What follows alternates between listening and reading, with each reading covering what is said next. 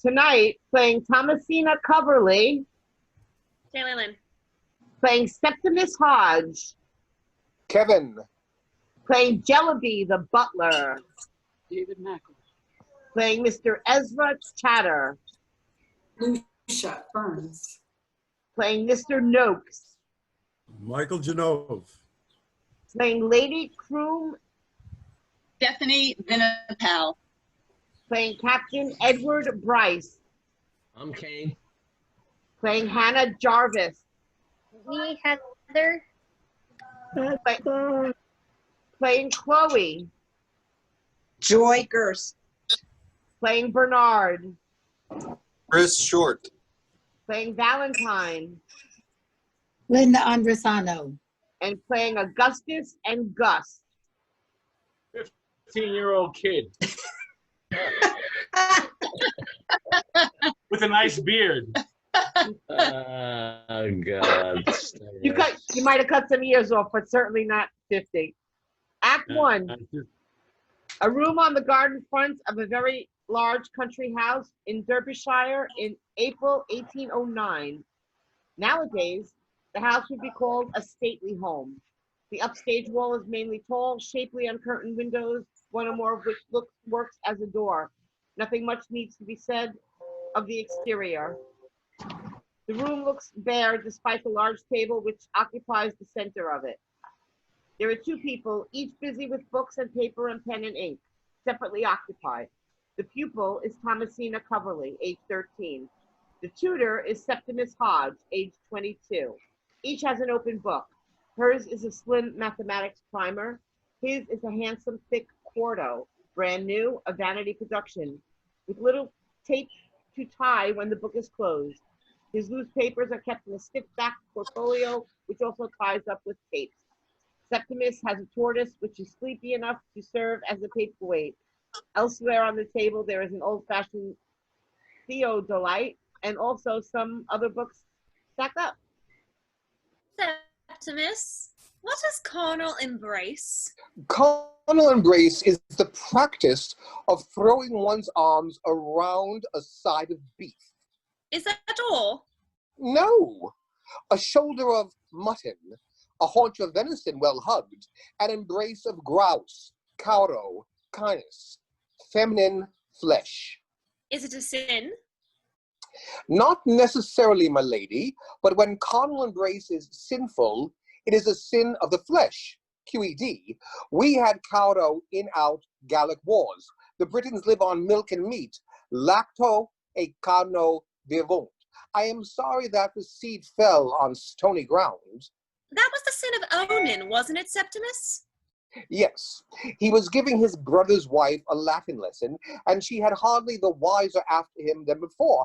I thought you were finding a proof for Fermat's last theorem. Oh, it is very difficult, Septimus. You will have to show me how. If I knew how, there would be no need to ask you. Fermat's last theorem has kept people busy for 150 years, and I hoped it would keep you busy long enough for me to read Mr. Chater's poem in praise of love with only the distraction of its own absurdities. Mr. Chater has written a poem? He believes he has written a poem, yes. I can see that there might be more carnality in your algebra than in Mr. Chater's couch of Eros. Oh, it was not my algebra. I heard Jellaby telling Cook that Mrs. Chater was discovered in carnal embrace in the gazebo. Really? With whom did Jellaby happen to say? What do you mean, with whom? With what? Exactly so. The idea is absurd. Where did this story come from? Mr. Noakes. Mr. Noakes? Papa's landscape gardener. He was taking bearings in the garden when he saw, through his spyglass, Mrs. Chater in the gazebo in carnal embrace. And do you mean to tell me that Mr. Noakes told the butler? No. Mr. Noakes told Mr. Chater. Jellaby was told by the groom who overheard Mr. Noakes telling Mr. Chater in the stable yard. Mr. Chater being engaged in closing the stable door. What do you mean, Septimus? Thus far, the only people who knew about this are Mr. Noakes, the landscape architect, the groom, the butler, the cook, and of course, Mrs. Chater's husband, the poet. And Arthur, who was cleaning the silver, and the boot boy. And now you. Of course. What else did he say? Mr. Noakes? No, not Mr. Noakes, Jellaby. You heard Jellaby telling the cook.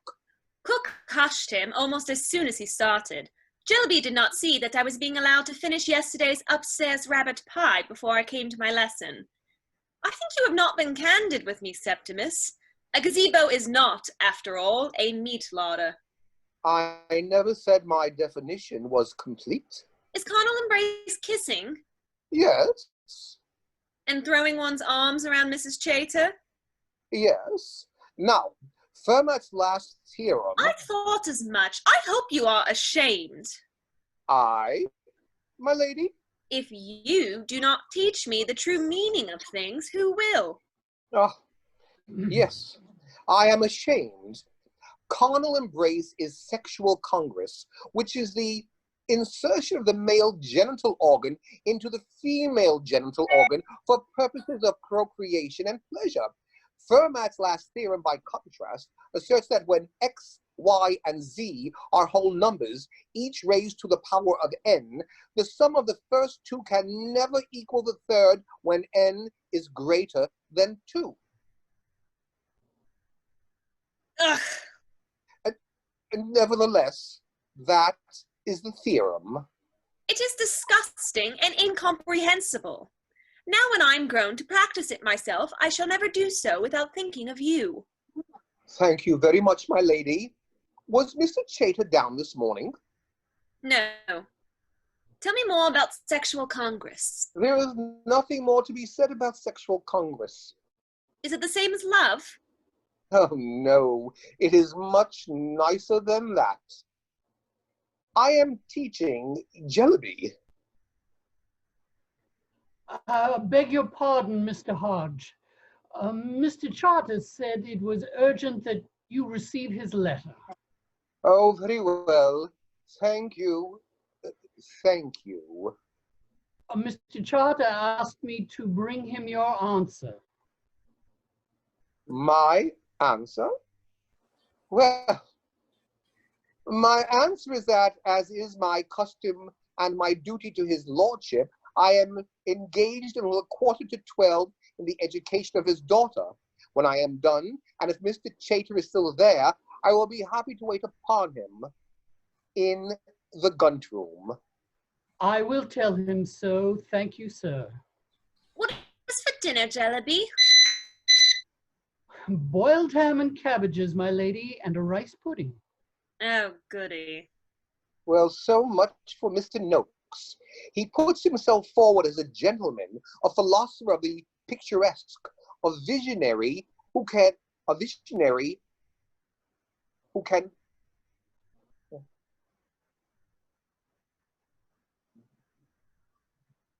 sorry. Move mountains. Yes. And you can just tell me that Mr. Noakes told the butler?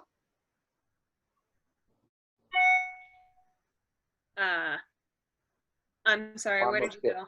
Bottom of 6, I'm sorry. We're I'm on page 8. sorry. We're on the bottom of 8. Bottom of 8.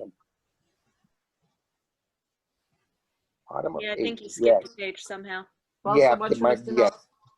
Well, so much for Mr. Noakes. He puts himself forward as a gentleman, a philosopher of the picturesque, a visionary who can move mountains and cause lakes, but in the scheme of the garden, he is as a serpent. When you stir your rice pudding, Septimus, the spoonful of jam spreads itself round, making red trails like the picture of a meteor in my astronomical atlas. But if you stir backwards, the jam will not come together again. Indeed, the pudding does not notice and continues to turn pink just as before. Do you think this is odd? No. Well, I do. You cannot stir things apart. No more you can. Time must needs run backward, and since it will not, we must stir our way onward, mixing as we go, disorder out of disorder into disorder until pink is complete, unchanging and unchangeable, and we are done with it forever. This is known as free will or self-determination. Sit. Septimus, do you think God is a Newtonian? A Utintonian? Well, almost certainly, I'm afraid. We must ask your brother to make it his first enquity. No, Septimus, a Newtonian. Septimus, am I the first person to have thought of this? No. I have not said yet. If everything from the furthest planet to the smallest atom of our brain were according to Newton's law of motion, what becomes of free will? No. God's will? No. Sin? No. Very, very well, very well. If you could stop every atom in its position and direction, and if your mind could comprehend all the actions thus suspended, then if you were really, really good at algebra, you could write the formula for all the future. And although nobody can be so clever as to do it, the formula must exist just as if one could. Yes. Yes, as far as I know, you are the first person to have thought of this. In the margin of his copy of Arithmetize, Fermat wrote that he had discovered a wonderful proof of his theorem, but the margin being too narrow for this purpose did not have room to write it down. The note was found after his death, and from that day to this... Oh, I see now. The answer is perfectly obvious. This time you may have overreached yourself. Mr. Chater, perhaps my message miscarried. I will be at liberty at 11:45, if that is convenient. It is not convenient, sir. My business will not wait. Then I suppose you have Lord Croom's opinion that your...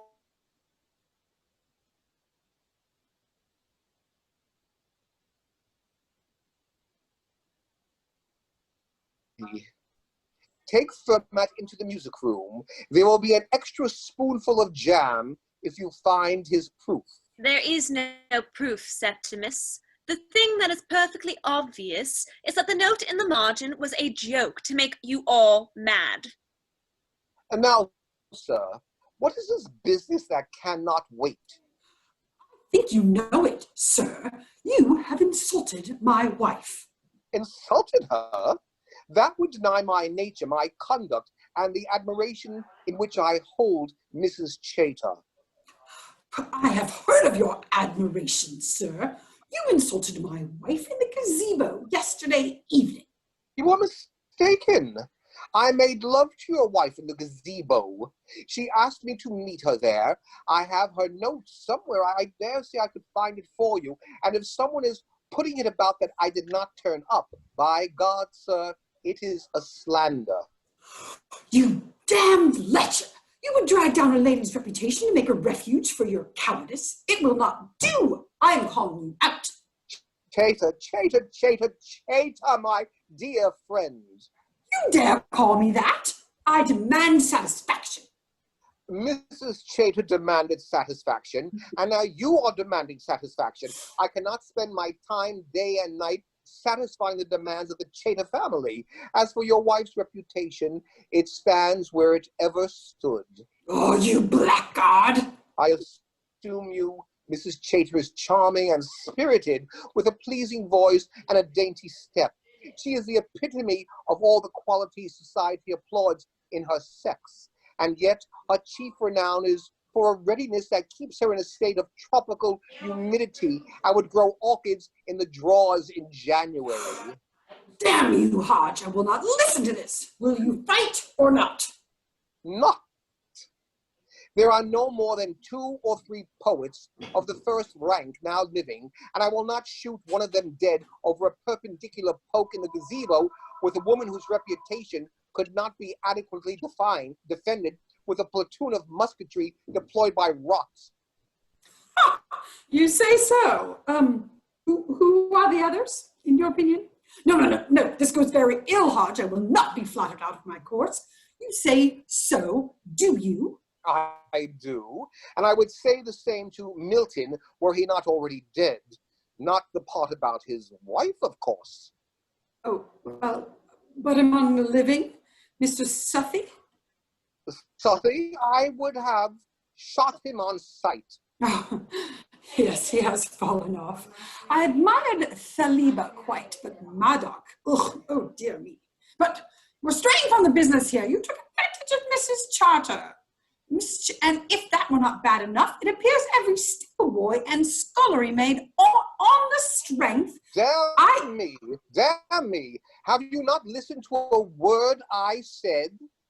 I have heard you, sir, and you will not deny. I welcome your regard. God knows one is a little appreciated if one stands outside the coterie of hacks and placemen who surround Geoffrey and Edinburgh. My dear Chater, they judge a poet by the seating plan of Lord Holland's table.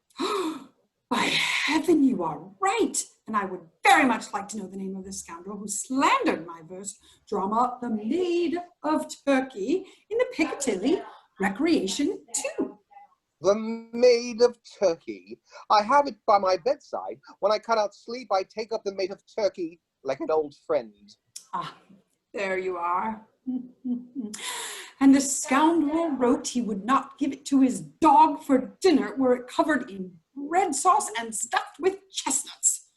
When Mrs. Charter read that, she wept, sir, and would not give herself to me for a fortnight, which recalls me to my purpose. The new poem, however, will make your name perpetual. Whether it do or not, it is not a question, sir. No coterie can oppose the acclamation of the reading public. The couch of Eros will take the town. Is that your estimation? It is my intent. It is? Is it? Well, I do not understand you. You see, I have an early copy sent to me for review. I say review, but I speak of an extensive appreciation for your gifts and for your rightful place in English literature. Well, I must say, that is certainly, you have written it? Not yet. Well, how long does something...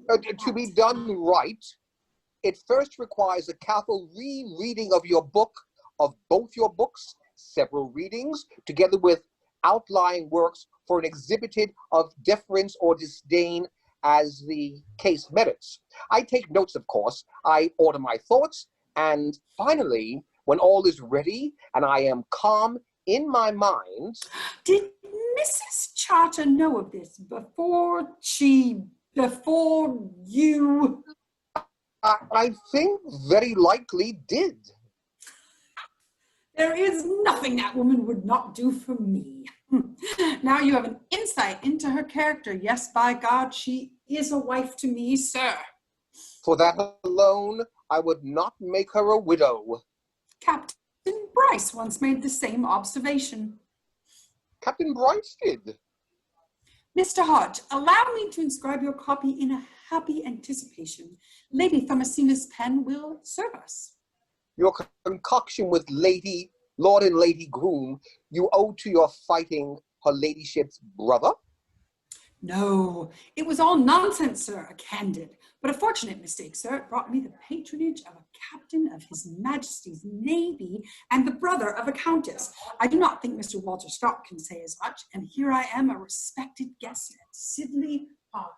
Well, sir, you can say you have received satisfaction.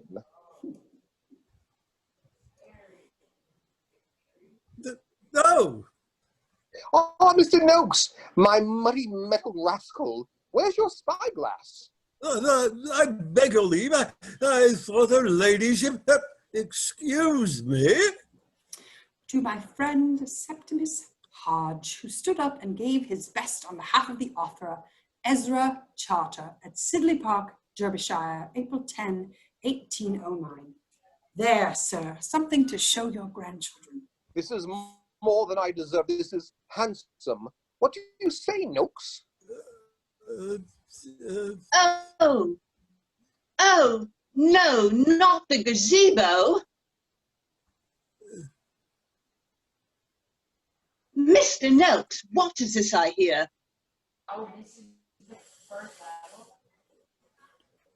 Not only the gazebo, but the boathouse, the Chinese bridge, and the shrubbery. By God, sir, not possible. Mr. Noakes will have it so. Mr. Noakes, this is monstrous. I am glad to hear it from you, Mr. Hodge. May I return now? But not just yet. Let us say a lesson in folly is worth 2 in wisdom.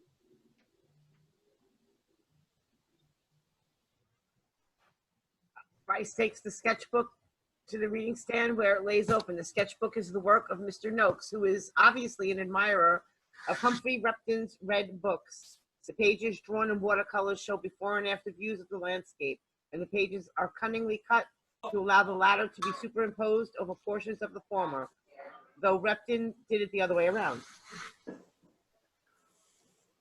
Is Sidley Park to be an Englishman's garden or the haunt of a Corsican brigade? That is not hyperbole, sir. It is rape, sir. It is a modern style. Regrettable, of course, but so it is. Oh, Mr. Chater, you show too much submission. Mr. Hodge, I appeal to you. Madam, I regret the gazebo. I sincerely regret the gazebo and the boathouse up to a point. But the Chinese bridge, fantasy, and the shrubbery I reject with contempt. Miss Chater, would you take the word of a jumped-up, jobbing gardener who sees carnal embrace in every nook and cranny of the landship? Septimus, they are not speaking of carnal embrace, are you, Mamma? Certainly not. What do you know of cardinal embrace? Everything, thanks to Septimus. In my opinion, Mr. Noakes' scheme for the garden is perfect. It is a Salvator. What does she mean? Salvatore Rosi, your ladyship, the painter, is indeed the very exemplar of the picturesque style. Hodge, what is this? She speaks from innocence, not from experience. You call it innocence? Has he ruined you, child? Answer your uncle.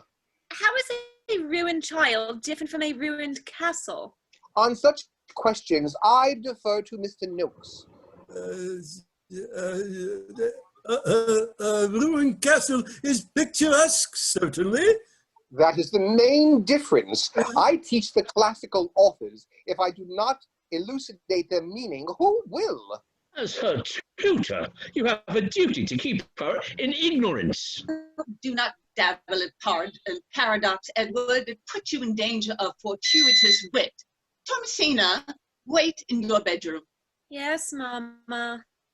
I did not intend to get you into trouble, Septimus. I am very sorry for it. It is plain that there are some things a girl is allowed to understand, and these include the whole of algebra, but there are others, such as embracing a side of beef, that must be kept from her until she is old enough to have a carcass of her own. Oh, one moment. What is she talking about? Meat. Meat? Thomasina, you had better remain. Your knowledge of the picaresque obviously exceeds anything the rest of us can offer. Mr. Hodge, ignorance should not be like an empty vessel waiting to be filled at the well of truth, not a cabinet of vulgar curios. Mr. Noakes, now at last it is your turn. It is a very wonderful transformation. I would not have recognized my own garden but for your ingenious book, is it not? Look. Here is the park as it appears to us now, and here as it might have been when Mr. Noakes was done with it. Oh, where there is the familiar pastoral refinement of an Englishman's garden. Here is an eruption of gloomy forest, towering crag, of ruins where there was never a house, of water dashing against rocks, where there was neither spring nor a stone. I could not throw the length of a cricket pitch. My Hyacinth Dell has become a haunt for hobgoblins. My Chinese bridge, which I am assured is superior to the one at Kew, and for all I know, at Peking, is usurped by a fallen obelisk overgrown with briars. Lord Little has one very similar. Oh, I cannot believe Lord Littleton's misfortunes by adding to my own. Pray, what is this rustic hovel that presumes to superimpose itself on my gazebo? That is the hermitage, madam. I am bewildered. This is all irregular, Mr. Noakes. It is, sir. Irregularity is one of the chiefest principles of the picturesque style. But Sedley Park is already a picture, and a most amicable picture too. The slopes are green and gentle, the trees are companionably grouped at intervals that show them to advantage. The rill is a serpentine ribbon unwound from the lake, peaceably contained by meadows, on which the right amount of sheep are tastefully arranged. In short, it is nature as God intended, and I can say with the painter, et in Arcadia ego. Here I am in Arcadia. Thomasina? Yes, Mama, if you would have it so. Is she correcting my taste or my translation? Neither are beyond correction, Mama, but it was your geography that caused the doubt. Something has occurred with this girl since I saw her last, and surely that was yesterday. How old are you this morning? 13 years and 10 months, Mama. Oh, 13 years and 10 months. She is not due to be pert for 6 months at the earliest, or to have notions of taste for much longer. Mr. Hodge, I hold you accountable. Mr. Noakes, back to you. Thank you, my lady. You have been reading too many novels by Mrs. Radcliffe. That is my opinion. This is a garden for the Castle of Otranto or the Mysteries of Udolpho. The Castle of Otranto, my lady, is by Horace Walpole. Mr. Walpole the gardener? Mr. Chater, you are a welcome guest at Sidley Park, but while you are one, the Castle of Otranto was written by whoever I say it was. Otherwise, what is the point of being a guest or having one? Well, the guns have reached the brow. I will speak to his lordship on the subject, and we will see by and by. Ah, your friend has got down a pigeon, Mr. Hodge. Bravo, sir. The pigeon, I am sure, fell to your husband or to your son, your ladyship. My school friend was never a sportsman. Yes, to Augustus. Bravo, lad. Oh, well, come along. Where are my troops? Ah, my dear Mr. Hodge. Pop, pop, pop.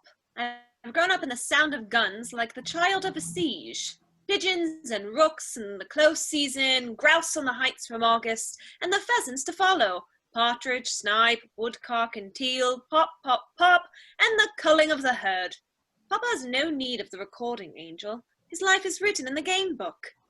A calendar of slaughter, even in Arcadia, there am I. Oh, flew it to death. I will put in a hermit. For what is a hermitage without a hermit? Are you in love with my mother, Septimus? You must not be cleverer than your elders. It is not polite. Am I cleverer?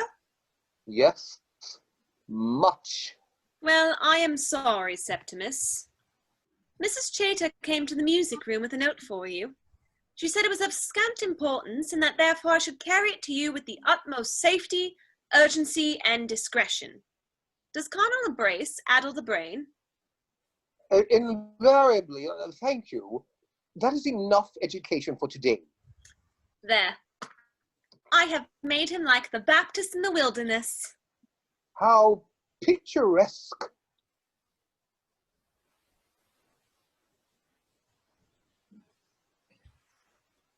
Lady Prune is heard calling distantly for Thomasina, who runs off into the garden, cheerfully and uncomplicated girl. Septimus opens Mrs. Chater's note. He crumples the envelope and throws it away. He reads the note, folds it, and inserts it into the pages of the Couch of Error. Scene 2. Lights come up on the same room, the same sort of morning in the present day, as is instantly clear from the appearance of Hannah Jarvis and from nothing else.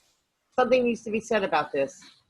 The action of the play shuttles back and forth between the early 19th century and the present day, always in this same room. Both periods must share the state of the room, without the additions and subtractions which would normally be expected. General appearance of the room should offend neither period. In the case of props, books, paper, flowers, etc., there is no absolute need to remove the evidence of one period to make way for another. However, books used in both periods should exist in both old and new versions. The landscape outside, we are told, has undergone changes. Again, what we see should neither change nor contradict. On the above principle, the ink and pens of the first scene can remain. Books and papers associated with Hannah's research in scene 2 can have been on the table from the beginning of the play, and so on. During the course of the play, the table collects this and that, and where the object from one scene would be an anachronism in another, say a coffee mug, it is simply deemed to have become invisible. By the end of the play, the table has collected an inventory of objects. Hannah is leafing through the pages of Mr. Noakes' sketchbook. Also to hand, opened and closed, are a number of small volumes like diaries. They turn out to be Lady Croom's garden books. After a few moments, Hannah takes the sketchbook to the windows, comparing the view with what has been drawn, and then she replaces the sketchbook on the reading stand. She utters nothing frivolous. Her shoes are suitable for the garden, which is where she goes now after picking up the theodolite from the table. The room is empty for a few moments.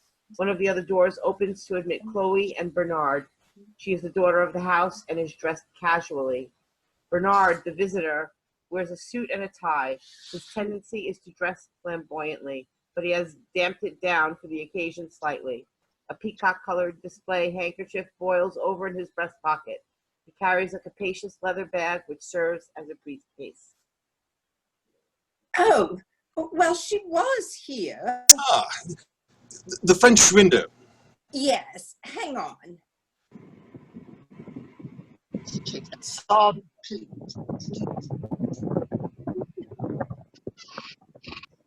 The best thing is you wait here. Save your tramping around. She spends a good deal of time in the garden, as you may imagine. Yes. Why? Well, she's writing a history of the garden. Didn't you know? No, I knew she was working on the Croom papers, but I had no idea. Not exactly a history of the garden either. I'll let Hannah explain. The trench you nearly drove into is all to do with it. I was going to say, make yourself comfortable, but that's hardly possible. Everything's been cleared out. It's en route to the nearest lavatory. Everything is? No, this room is. They drew the line at chemical ladies. Yes, I see. Did you say Hannah? Hannah, yes. Will you be all right?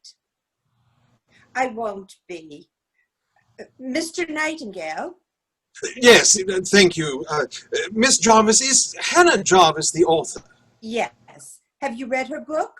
Oh, yes, yes. I bet she's in the Hermitage. Can't see from here with the mark. Are you having a garden party?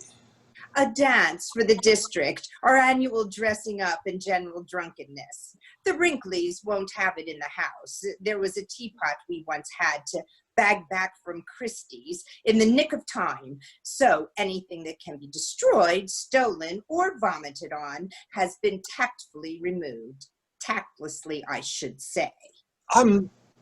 Look, would you tell her, would you mind not mentioning my name just yet? Oh, all right. More fun to surprise her. Would you mind? No, but she's bound to ask. Should I give her another name just for the moment? Yes, why not? Perhaps another bird. You're not really a nightingale.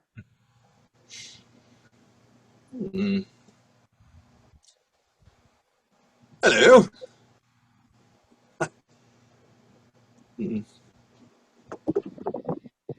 Salt, salt, salt, salt. Salt, salt, salt, salt, salt, salt, salt. She's in the garden looking for Miss Jarvis. Where is everything? It's been removed for the The dance is all tent, isn't it? Yes, but this is the way to the nearest toilet. I mean, Oh, can't you use the toilet? it's got the game books in it. Ah, the toilet has, or the commode has. Is anyone looking after you? Yes, thank you. I'm Bernard, and I've come to see Miss Jarvis. I wrote to Lord Crewe, but unfortunately I never received a reply, so I just figured I would come Did you type it? type it. Was your letter typewritten? Yes. My father never replies to typewritten letters. Where have you been hiding, Lightning? So I telephoned yesterday, and I think I spoke to you on the phone, yes? To me? Ah, yes, sorry. You're doing a talk about someone, and you wanted to ask Hannah something. Yes, as it turns out. I'm hoping Miss Jarvis will look kindly on me.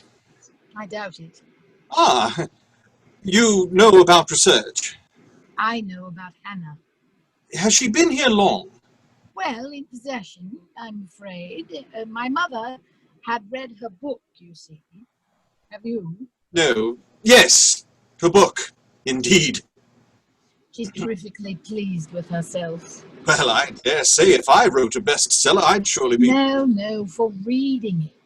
My mother basically reads gardening books. She must be delighted to have Hannah Jarvis writing in a book about her garden.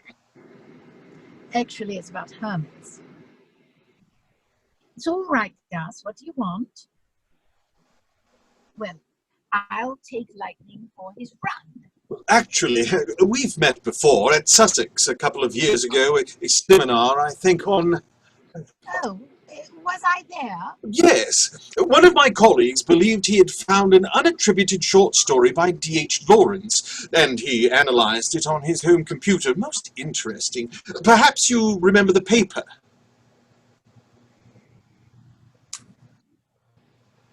Well, by comparing sentence structures and so forth, this chap showed that there was a 90% chance that the story had indeed been written by the same person as Women in Love. To my inexpressible joy, one of your maths mob was able to show that on the same statistical basis, there was a 90% chance that Lawrence also wrote the Just William books, and much of the previous day's Brighton and Hove Argus.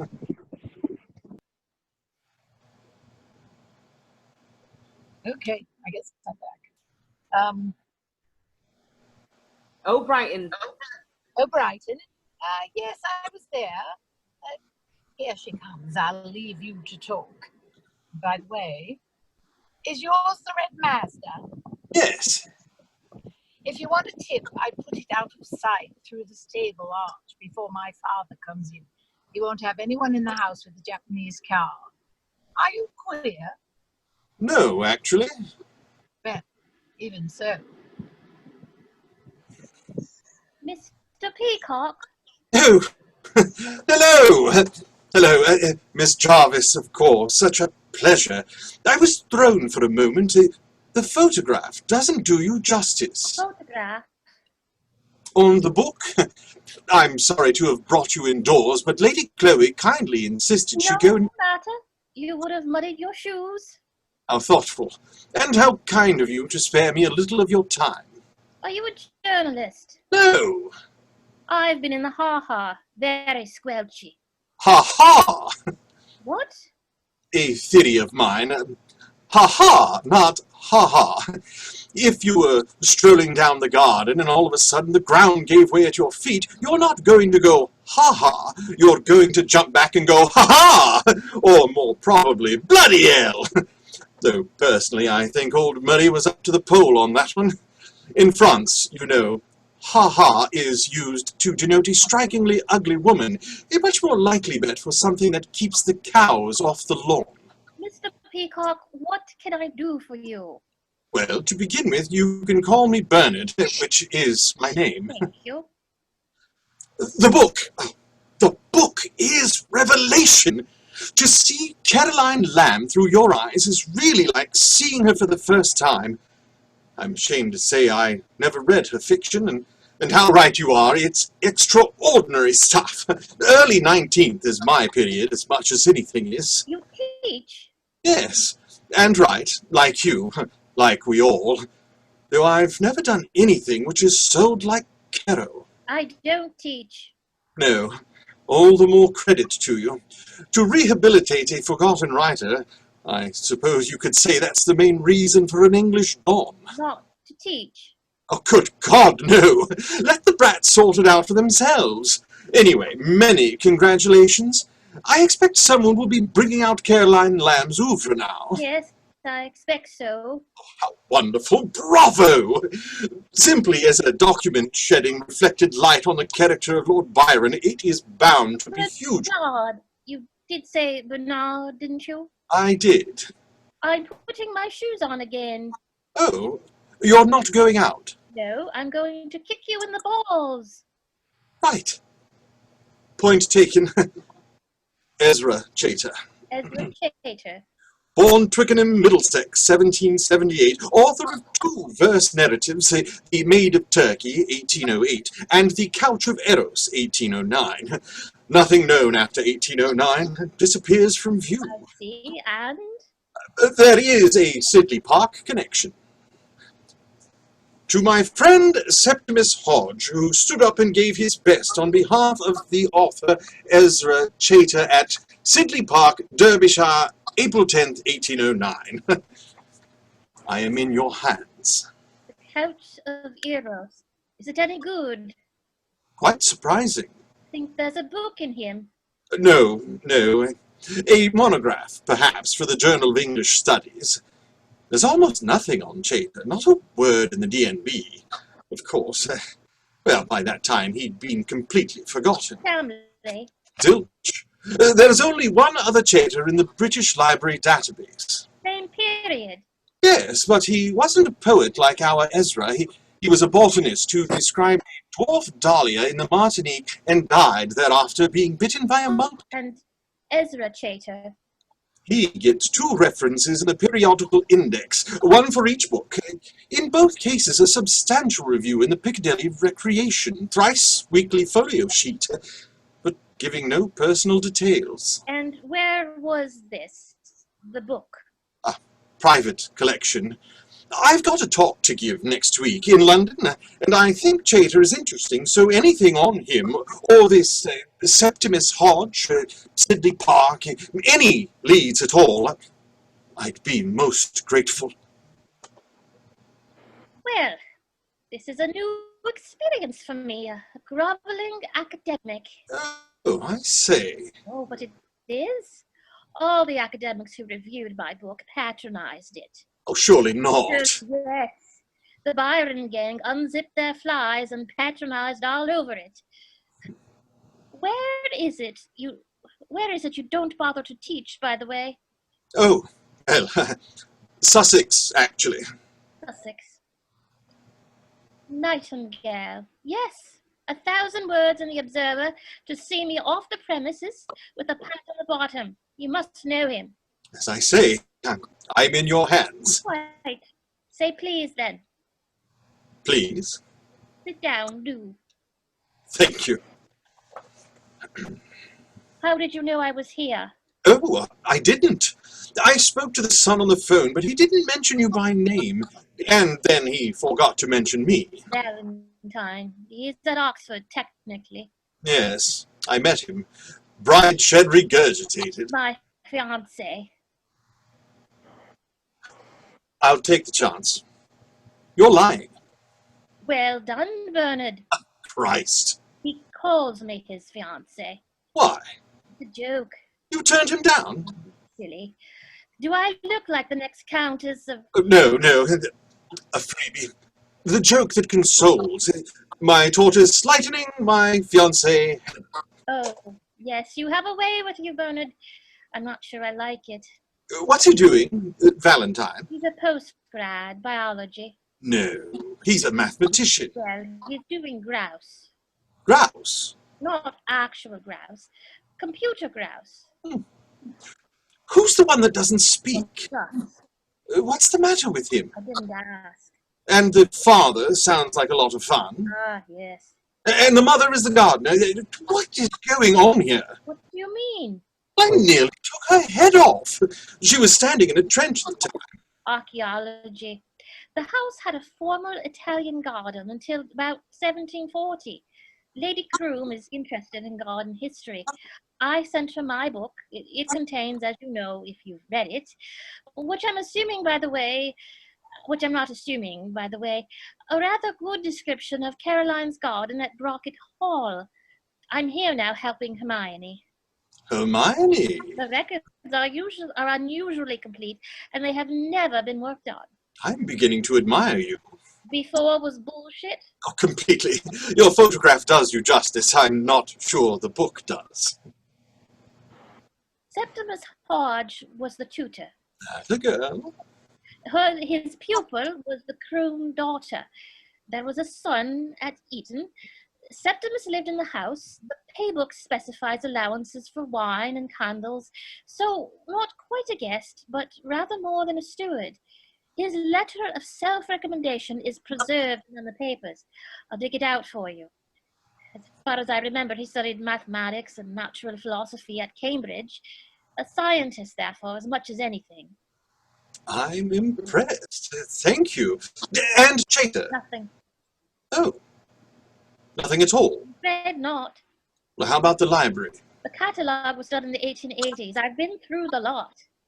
Books or catalogue? Catalogue. Ah, pity. Sorry. What about the letters? No mention? I'm afraid not. I've been very thorough in your period because, of course, it's my period too. Is it? Actually, I don't quite know what it is you're talking. Me, the Sidley Hermit. Ah, who's he? He's my peg for the nervous breakdown of the romantic imagination. I'm doing landscape and literature 1750 to 1834. What happened in 1834? My hermit died. Of course. What do you mean, of course? Nothing. Yes, you do. Oh, no. However, Coleridge also died in 1834. He did. What a stroke of luck. Thank you, Bernard. Look, there he is. The only known likeness of the Sidley Hermit. Very biblical. Drawn in by a later hand, of course. The Hermitids didn't yet exist when Noakes did the drawings. Noakes? The painter? Landscape gardener. He'd do these books for his clients as a sort of prospectus, before and after, you see. This is how it looked until, say, 1810. Smooth, undulating, serpentine, open water, clumps of trees, classical boathouse. Lovely. The real England. Stop being silly now, Bernard.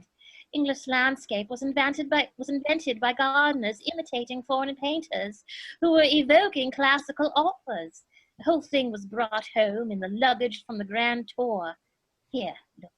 Capability Brown doing Cloud, who was doing Virgil, Arcadia, and here, superimposed by Richard Noakes, Untamed Nature in the style of Salvator Ross.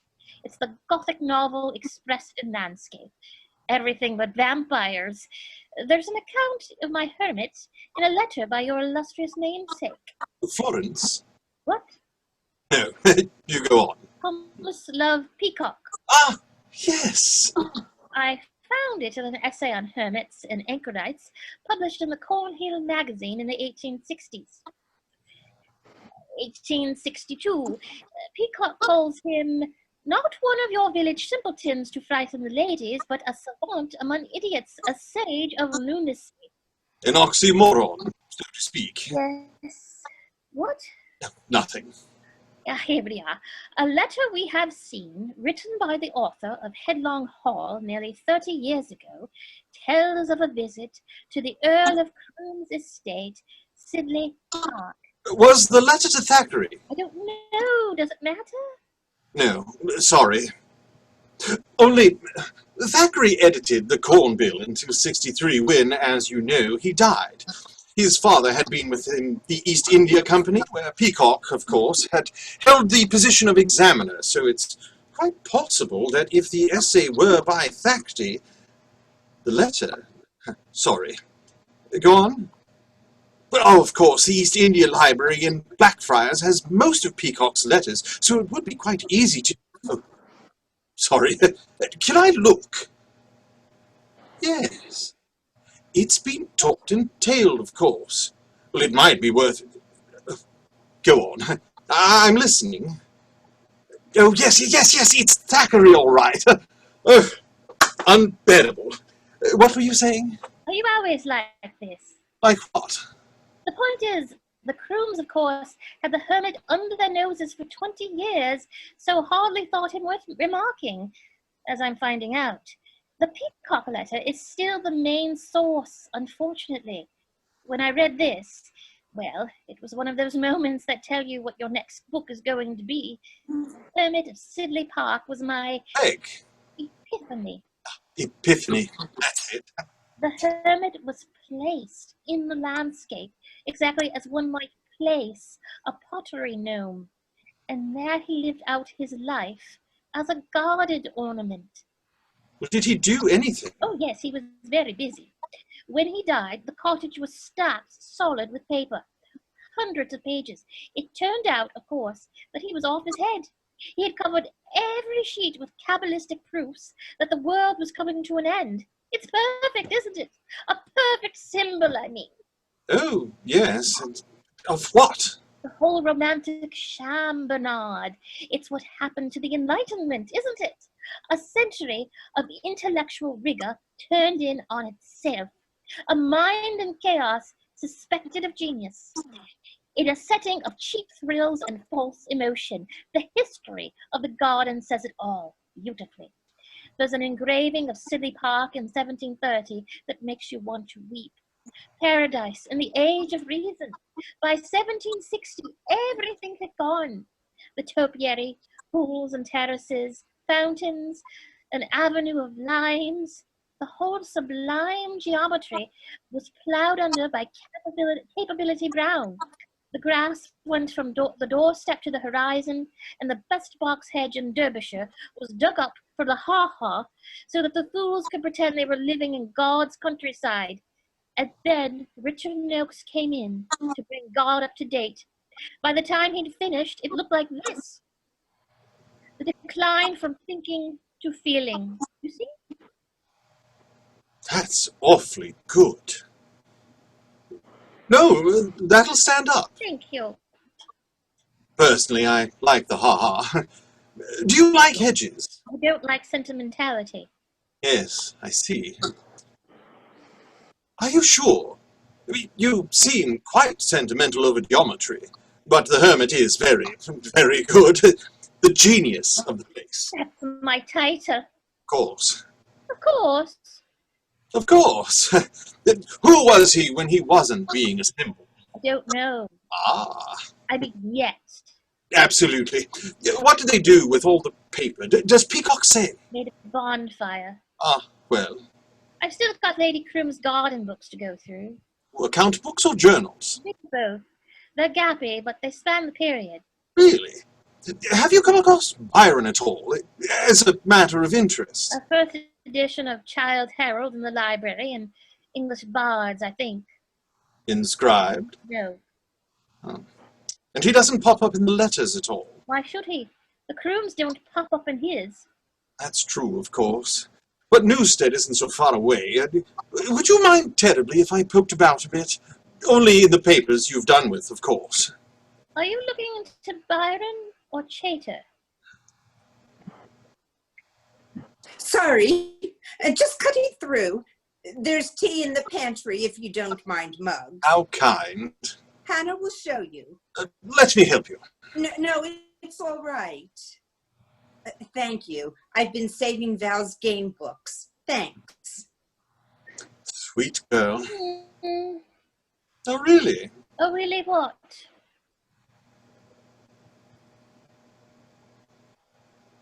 Meant to say, don't worry if Father makes remarks about your car, Mr. Nightingale. He's got a thing about, how was the surprise? Not yet? A? Oh, well, sorry. Tea anyway. Sorry if I... You absolute shit. The thing is, there's a Byron connection too. I don't care. You should. The Byron gang are going to get their dicks caught in a zip. Oh, really? If we collaborate. On what? Sit down. I'll tell you. I'll stand for the moment. This copy of The Couch of Eros belonged to Lord Byron.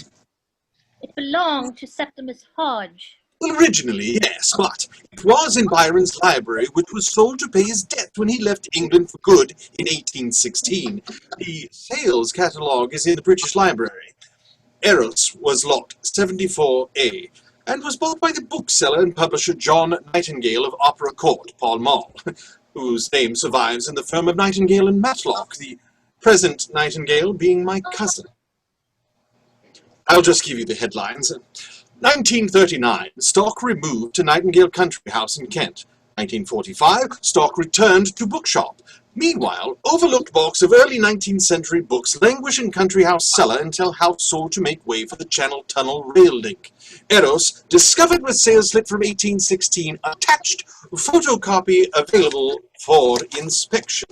Right, it was in Byron's library. A number of passages have been underlined.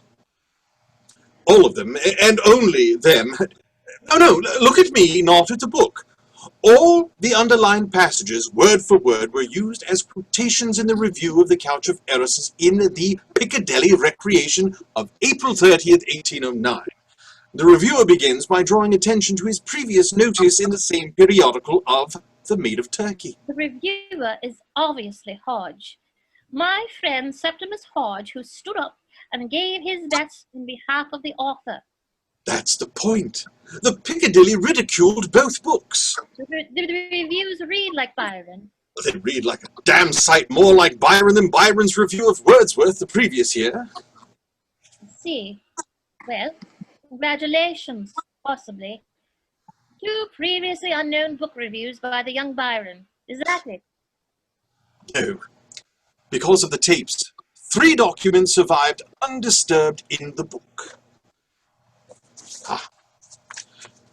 Sir, we have a matter to settle.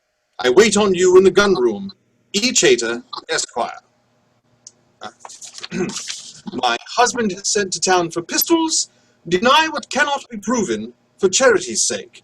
I keep my room this day unsigned.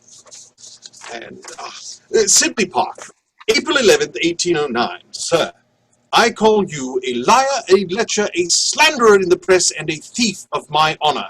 I wait upon your arrangements for giving me satisfaction as a man and a poet. E. Chater, Esquire. Superb, but inconclusive. The book had 7 years to find its way into Byron's possession. It doesn't connect Byron with Chater, or with Sidley Park, or with Hodge for that matter. Furthermore, there isn't a hint in Byron's letters, and this kind of scrape is the last thing he would have kept quiet about. Scrape? He would have made a comic turn out of it. Comic turn? No fiddlesticks. He killed Chater. Oh, really? Chater was 31 years old, the author of 2 books. Nothing more is heard from him after Eros. He disappears completely after April 1809, and Byron. Byron had just published his satire, English Bards and Scotch Reviewers, in March. He was just getting a name, yet he sailed for Lisbon as soon as he could find a ship and stayed abroad for 2 years. Hannah, this is fame. Somewhere in the Croom papers there will be something. Isn't I've looked? But you were looking for something else. It's not going to jump out at you like Lord Byron remarked wittily at breakfast. Nevertheless, his presence would be unlikely to have gone unremarked. But there is nothing to suggest that Byron was here. And I don't believe he ever was. All right, but let me have a look. You queer my pitch. Dear girl, I know how to handle myself. Don't call me dear girl. If I find anything on Byron or Chater or Hodge, I'll pass it on. Nightingale, Sussex. Thank you. I'm sorry about that business with my Don't name. mention it. What was Hodge's college, by the way? Trinity. Trinity? Yes. How, Byron's old college. and how old was Hodge? I'd have to look up, but I have to look it up. But a year or two older than Byron. 22. Contemporaries at Trinity. Yes, Bernard, and no doubt they were both in the cricket 11 when Harrow played Eton at Lord's. Do you mean that Septimus Hodge was at school with Byron? Yes, he must have been, as a matter of fact.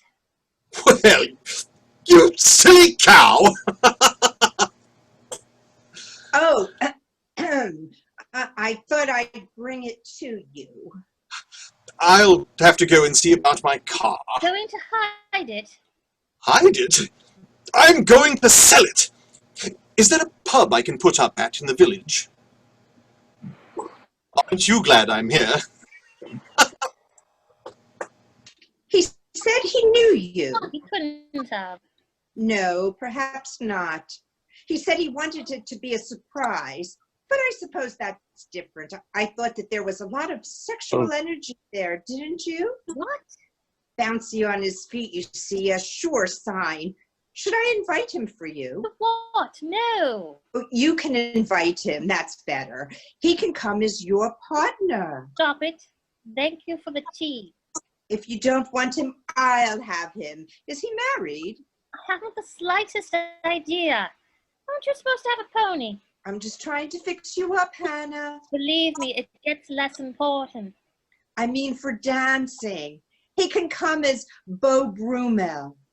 I don't want to dress up, and I don't want a dancing partner, least of all Mr. Nightingale.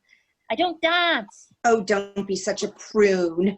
You were kissing him anyway. He was kissing me, and only out of general enthusiasm.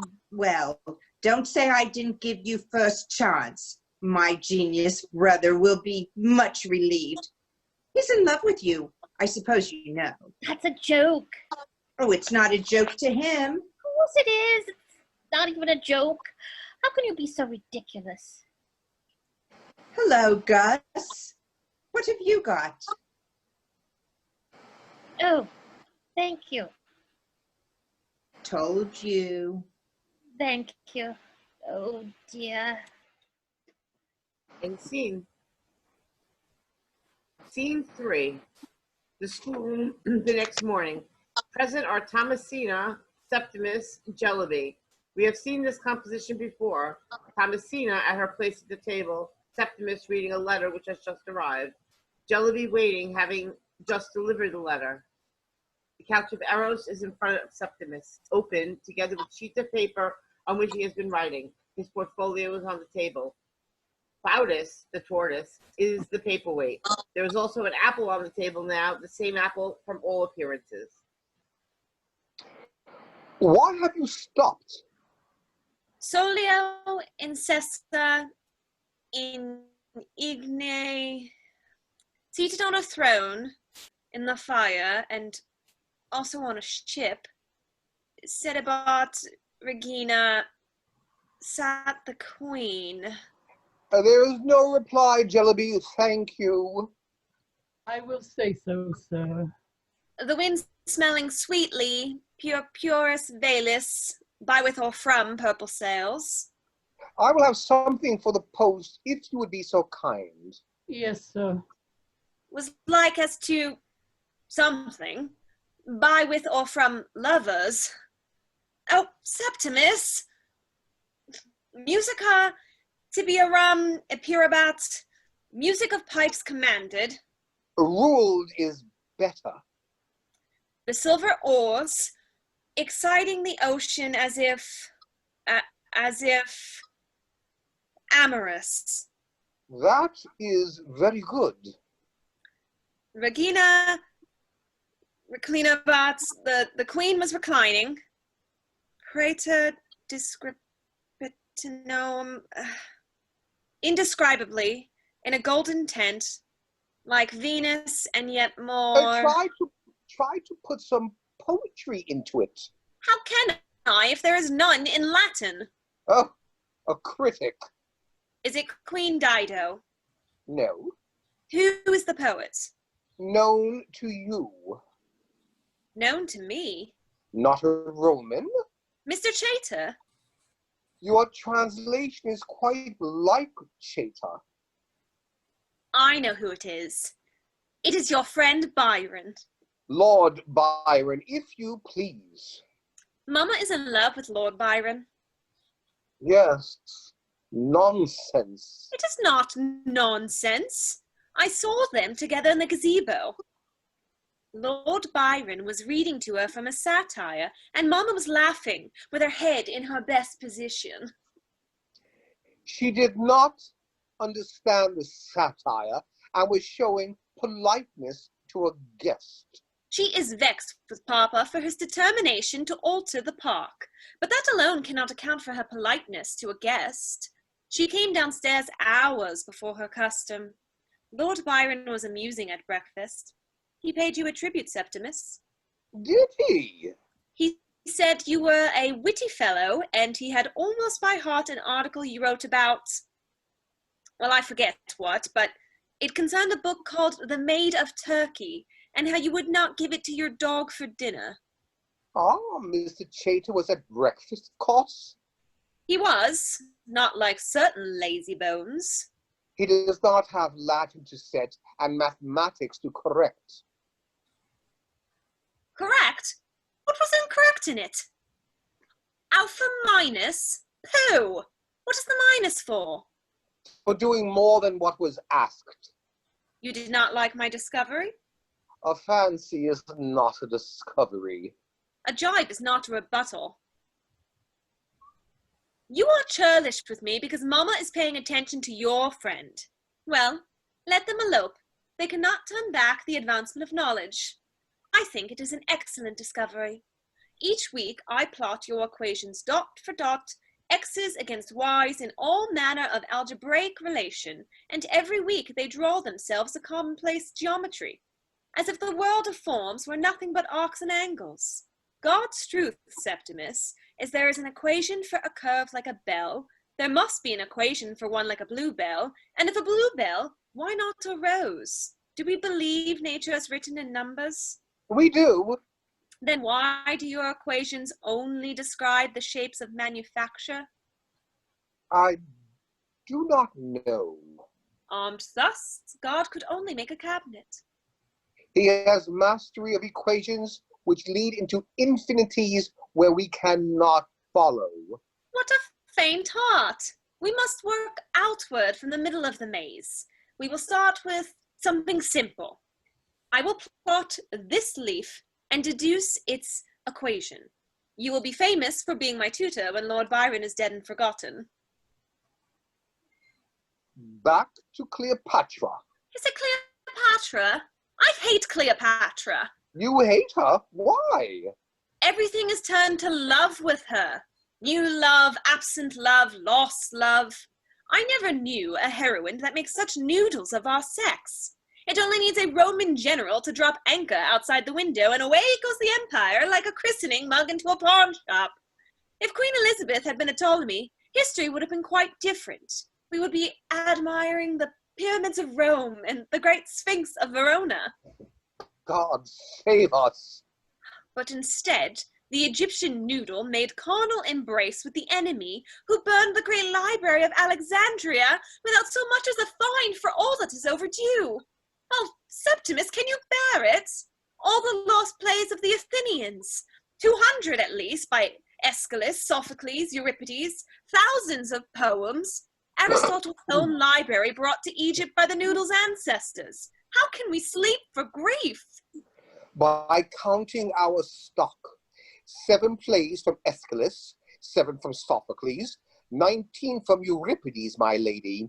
You should no more grieve for the rest than for a buckle lost from your first shoe, or for your lesson book, which will be lost when you are old.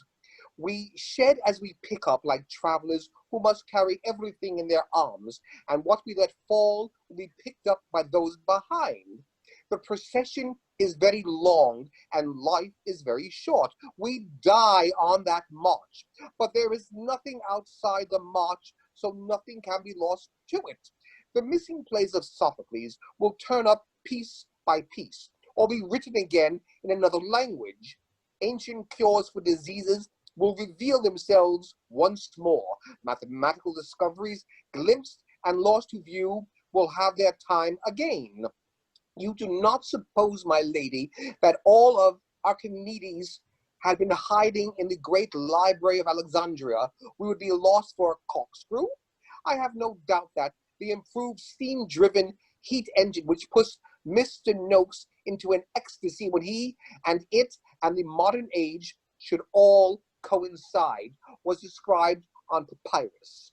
Steam and brass were not invented in Glasgow. Now, where are we? Let me see if I can attempt a free translation for you. At Harrow, I was better at this than Lord Byron. Yes, the barge she sat in, like a burnished throne, burned on the water. The poop was beaten gold, purple the sails, and what's this? Oh yes, so perfumed that Cheat! the winds were lovesick with them. Cheat! The oars were silver, which to the tune of flutes kept stroke. Cheat, cheat, cheat! And made the water which they beat to follow faster, and amorous of their strokes for her own person, it beggared all description. She did lie in her pavilion. I hope you die! Good God, man, what have you told her? Told her? Told her what? Hodge! Chater, my dear fellow, don't hang back. Come in, sir. Oh, Captain Bryce does me the honor, I mean, say, sir, whatever you have to say to me, sir, address yourself to Captain Bryce. How unusual. Your wife did not appear yesterday, sir. I trust she is not sick. My wife? I have no wife. What the devil do you mean, sir? I do not understand the scheme, Chater. Whom do I address when I want to speak to Captain Bryce? Oh, slippery, Hodge. Slippery. By the way, Chater, I have amazing news to tell you. Someone has taken to writing wild and whirling letters in your name. I received one not half hour ago. Mr. Hodge, look to your honor, sir. If you cannot attend to me without this foolery, nominate your second, who might settle the business as between gentlemen. No doubt your friend Byron would do you the service. Oh, yes, he would do me the service. Sir, I repent your injury. You are an honest fellow with no more malice in you than poetry. Oh, well, that is more like the thing. Is he apologizing? There is still the inquiry into his conjugal property, Mrs. Chaters. Tush, sir. As you will, a tush, nevertheless.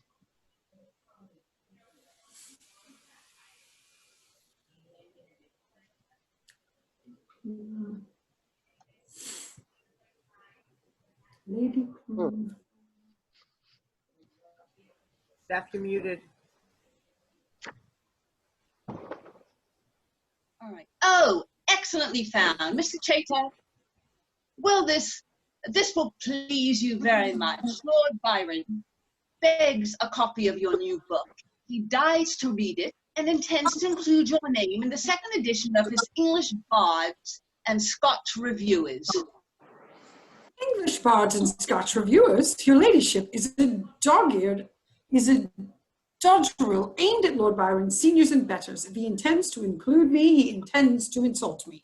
Of course he does, Mr. Chater. Would you rather he thought not worth insulting you?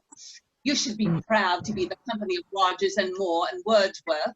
Ah, The Couch of Eros. That is my copy, madam. So much the better. What are friends' books for, if not to be borrowed? Mr. Hodge, you must speak to your friend and put him out of his affectation of pretending to quit us. I will not have it. He says he is determined on the Malta packet sailing out of Falmouth. His head is full of Lisbon and Lesbos and his portmanteau of pistols, and I have told him it is not to be thought of. The whole of Europe is in a Napoleonic fit. All the best rooms will be closed. The roads entirely occupied with the movement. Oh, the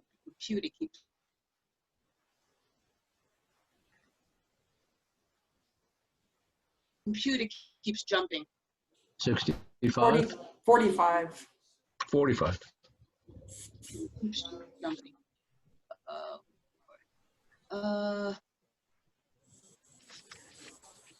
Okay. Sorry. Oh, come on. All right, 45. All right.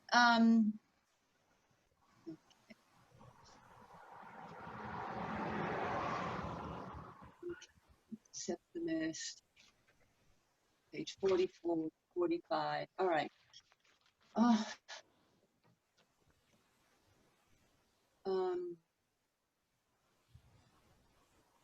don't know. I'm on page 40. It says 4551. Oh gosh. The number's at the bottom of the page, 45.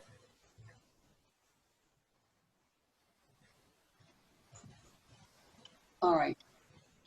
The whole of Europe is in a Napoleonic fit. Yeah, then the duel. Oh gosh. It's 23 of 51. It's 20 out of 51, you said? I think Valerie said 23 of 51. Yeah. Okay, 23 of 51. Okay, this computer's driving me nuts. Oh, man. All right, I'll get it. Yeah, there are 51 pages on the PDF, but we're on the 45th page of the play. Okay, so you said 23 of 51? On the PDF. Page All right. 45 in the script. All right.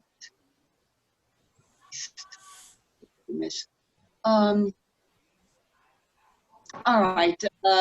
What about the Couch of Eros? Is that it? This is my copy. Yes. Okay, the Couch of Eros. Septimus, that is my copy, madam. Top of the page. That is my copy, madam. So much the better. What are friends' books, for if not to be borrowed? Mr. Hodge, you must speak to your friend and put him out of his affectation of pretending to quit us. I will not have it. He says he is determined on the Malta packet sailing out of Falmouth.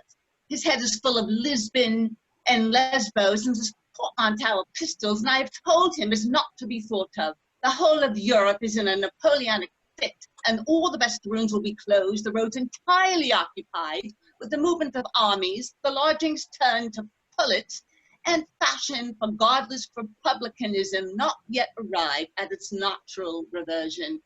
He says his aim is poetry, yet one does not aim at poetry with pistols, at poets perhaps. I charge you to take command of his pistols, Mr. Hodge. He is not safe with them. His lameness, he has confessed to me, is entirely the result of his habit from boyhood of shooting him in the foot. What is that noise? The new Broadwood pianoforte, madam. Our music lessons are at an early stage. Well, restrict your lessons to the piano side of the instrument and let her loose on the forte when she has learned something. Now, if that was not God speaking through Lady Croom, he never spoke through anyone. Take command of Lord Byron's pistols. You hear, Mr. Chater, sir. How will you answer him? By killing him I am tired of him. Eh? Ah. Oh, damn your soul, Chater. Ovid would have stayed a lawyer and Virgil a farmer if they had known the bathos to which love would descend in your sportive satires and noodle nymphs.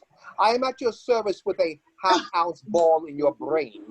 May it satisfy you behind the boathouse at daybreak. Shall we say 5 o'clock?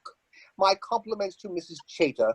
Have no fear for her. She will not want for protection while Captain Bryce has a guinea in his pocket. He told her so.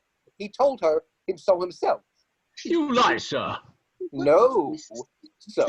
Mrs. Chater, perhaps. You lie, or you will answer to me. Oh, very well. I can fit you in at 5 minutes after 5, and then it's off to the Malta packet out of Falmouth. You two will be dead. My pensurious school friend will remain tutor Lady Thomasina, and I trust everybody, including Lady Croom, will be satisfied. He is all bluster and bladder. Rest assured, Chater, I will let the air out of him.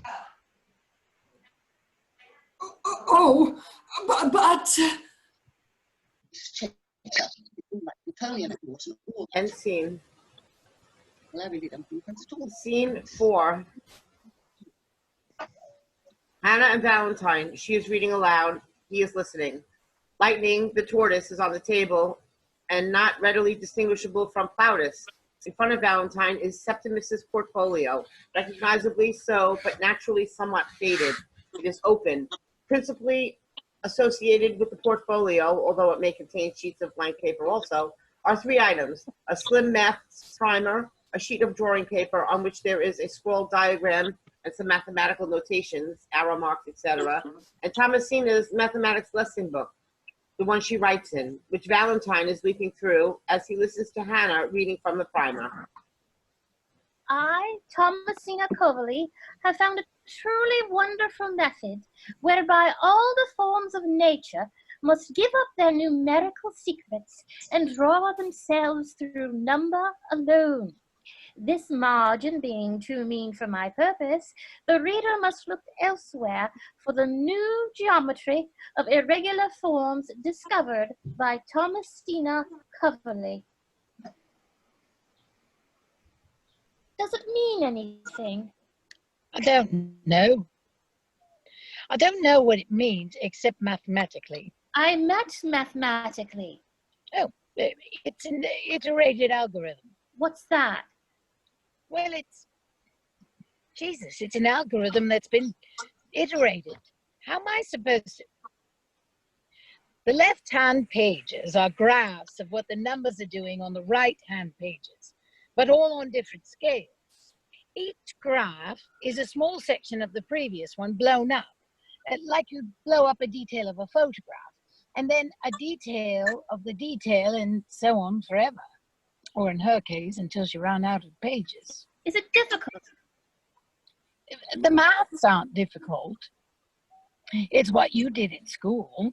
You have some x and y equation. Any value for x gives you a value for y. So you put a dot where it's right for both x and y. Then you take the next value for x, which gives you another value for y. And when you've done that a few times, you join up the dots, and that's your graph of whatever the equation is. And is that what she's doing? No, not exactly, not at all. What she's doing is, every time she works out a value for y, she's using that as her next value for x, and so on, like a feedback. She's feeding the solution back into the equation and then solving it again. Iteration, you see? That's surprising, is it? Well, it is a bit. It's a technique I'm using on my grouse numbers, and it hasn't been around for much longer than, well, call it 20 years. Why would she be doing it? I have no idea. I thought you were doing the hermit. I still am, but Bernard, damn him, Thomasina's tutor, turns out to have interesting connections. Bernard is going through the library like a bloodhound. This portfolio was in a cupboard. There's a lot of stuff around. Gus loves going through it. No old masters or anything. The maths primer she was using belonged to him, the tutor. He wrote his name on it. Septimus Hodge. Why were these things saved, do you think? Why should there be a reason? On the diagram, what's it of? How would I know? Why are you cross? I'm not cross. When your Thomasina was doing maths, it had been the same maths for a couple of thousand years. Classical. And for a century after Thomasina. Then maths left the real world behind, just like modern art, really. Nature was classical, maths was suddenly Picasso's. But now nature is having its last laugh. The freaky stuff is turning out to be the mathematics of the natural world. This feedback thing. For example? Well, could Thomasina have... No, of course she bloody couldn't. All right, you're not cross. What do you mean you were doing the same thing she was doing? What are you doing? Actually, I'm doing it from the other end. She started with an equation and turned it into a graph. I've got a graph, real data, and I'm trying to find the equation, which will give you the graph if you use it the way she's used hers. Iterated it. What for? It's how you look at population changes in biology. Goldfish in a pond, say. This year there are X goldfish, next year there'll be Y goldfish. Some get born, some get eaten by herons, whatever. Nature manipulates the X and turns it into the Y. The Y goldfish is your starting population for the following year, just like Thomasina. Your value for Y becomes your next value for X. The question is, what is being done to X? What is the manipulation? Whatever it is, it can be written down as mathematics. It's called an algorithm. It can't be the same every year. The details change. You can't keep tabs on everything. It's not nature in a box. But it isn't necessarily to know the details. When they are all put together, it turns out the population is obeying a mathematical rule. The goldfish are? Yes. No, the numbers. It's not about the behavior of fish. It's about the behavior of numbers. This thing works for any phenomenon which eats its own numbers. Measles epidemics, rainfall averages, cotton prices.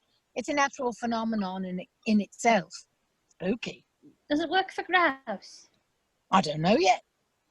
I mean, it does undoubtedly, but it's hard to show. There's more noise with grouse. Noise. Distortions, interference. Real data is messy. There's 1,000 acres of moorland that had grouse on it. Always did till about 1930. But nobody counted the grouse. They shot them. So you count the grouse they shot. But burning the heather interferes.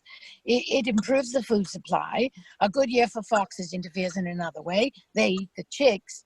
And then there's the weather. It's all very, very noisy out there. Very hard to spot the tune. Like a piano in the next room. It's playing your song, but unfortunately it's out of whack. Some of the strings are missing and the pianist is tone deaf and drunk. I mean, that noise, the noise, impossible. What do you do? You start guessing what the tune might be. You try to pick it out of the noise. You try this, you try that. You try to get something. It's half-baked, but you start putting in notes which are missing or not quite the right notes. And bit by bit, dun, dun, dun, dun, dun, dun, dum-ti-dum, dear Valentine, dum-ti-dum-dum, the lost algorithm. Yes, I see. And then what? I publish. Of course, sorry, jolly good. That's the theory. Grouse are bastards compared to goldfish. Why did you choose them? The game books, my true inheritance. 200 years of real data on a plate. Somebody wrote down everything that was shot. Well, that's what a game book is. I'm only using from 1870 when butts and beaters came in. You mean the game books go back to Thomasina's time? Oh, yes, further. No, really. I promise you. I promise you, not a schoolgirl living in a country house in Derbyshire in 18-something. Well, what was she doing? She was just playing with the numbers. The truth is, she wasn't doing anything. She must have been doing something. Doodling. Nothing she understood. A monkey at a typewriter. Yes. Well, a piano. A method whereby all the forms of nature must give up their numerical secrets and draw themselves through number alone. This feedback, is it a way of making pictures of forms in nature? Just tell me if it is or isn't. To me, it is. Pictures of turbulence, growth, change, creation. It's not a way of drawing an elephant, for God's sake. I'm sorry. So, you couldn't make a picture of this leaf by iterating the what's it? Oh, yes, I suppose you could do that. Well, tell me. Honestly, I could kill you. If you knew the algorithm and fed it back, say, 10,000 times, each time there'd be a dot somewhere on the screen.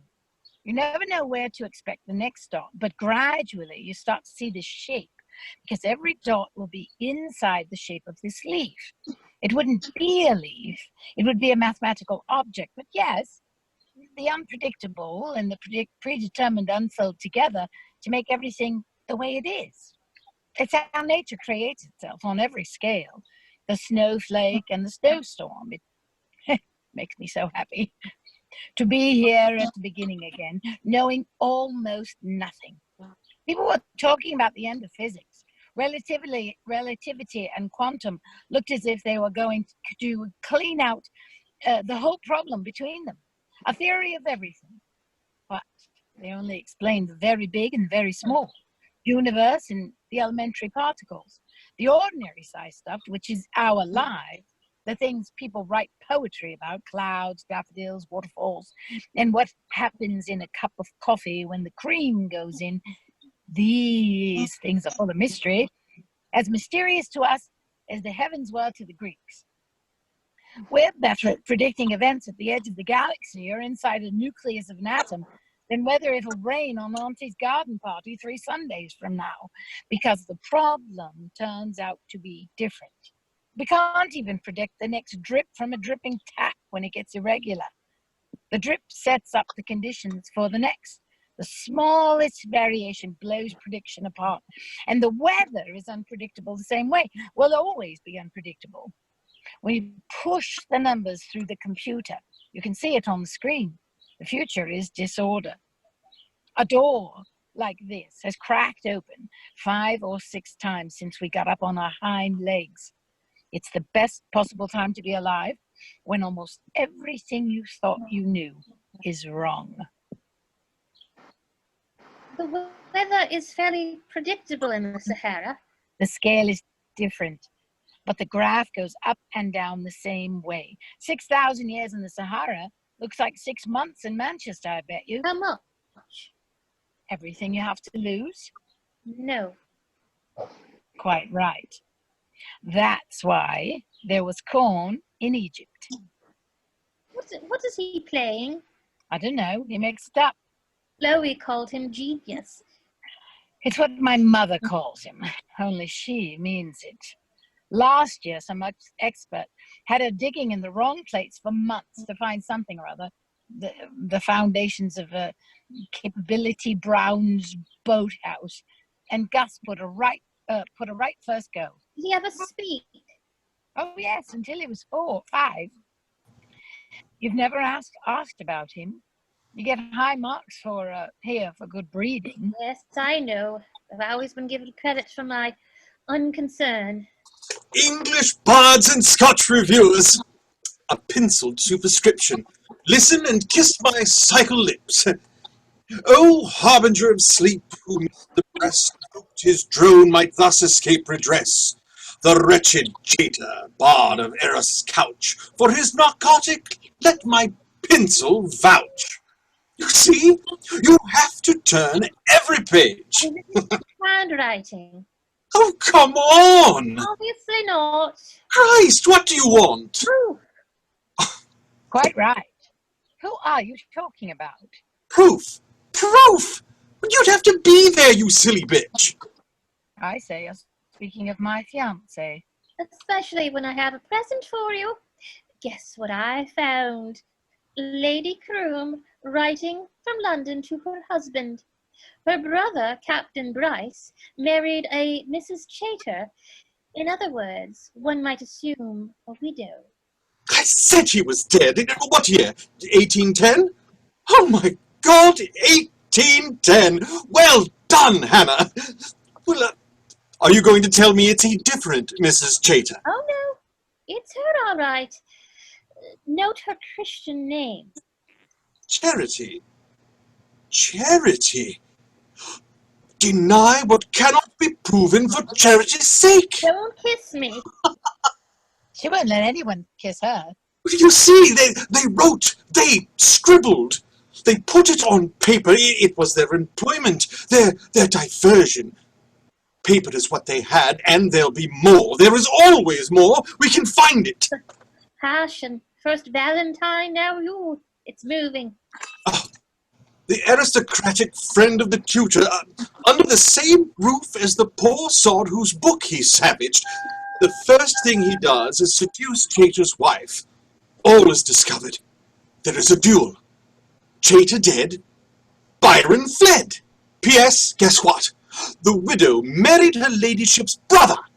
Do you honestly think no one wrote a word? How could they not?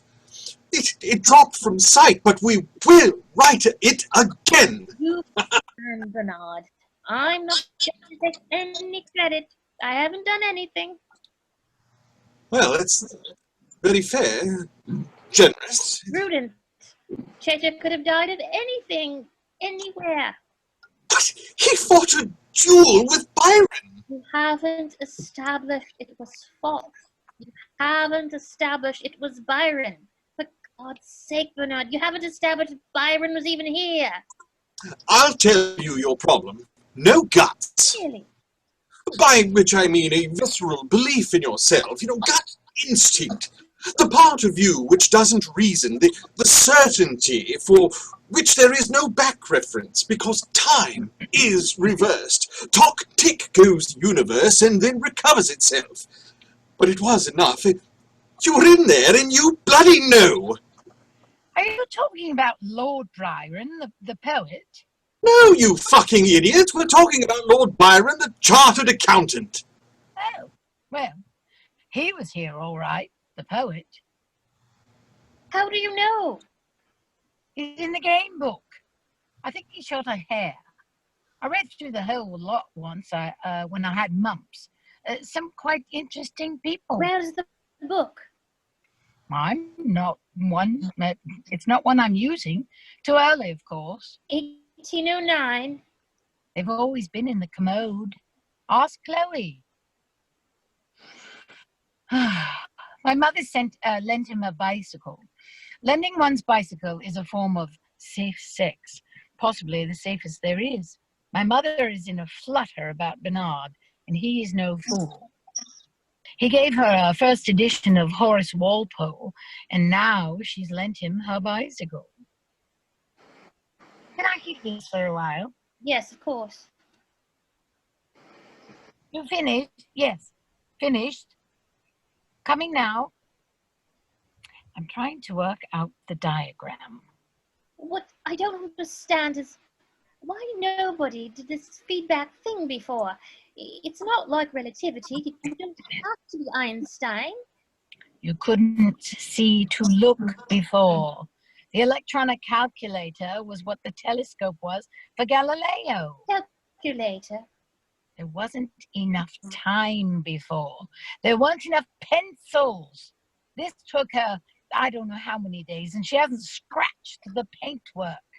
Now she'd only have to press a button, the same button over and over, iteration, a few minutes. And what I've done in a couple of months, which is only a pencil, Only a pencil, the calculations could take me the rest of my life to do again. Thousands of pages, tens of thousands, and so boring. Do you mean? All right, Gus, I'm coming. You mean that was the only problem? Enough time and paper and the boredom. We're going to go get the dressing up box. Val, is that what you're saying? No, I'm saying you'd have to have a reason for doing it. Oh, he hates people shouting. I'm sorry. But anything else? Well, the other thing is, you'd have to be insane.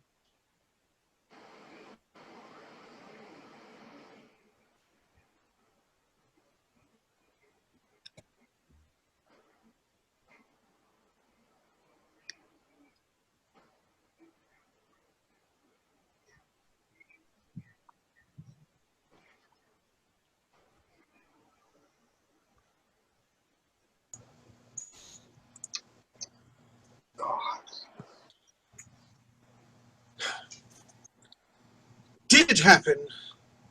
Could it happen? Well, undoubtedly it could.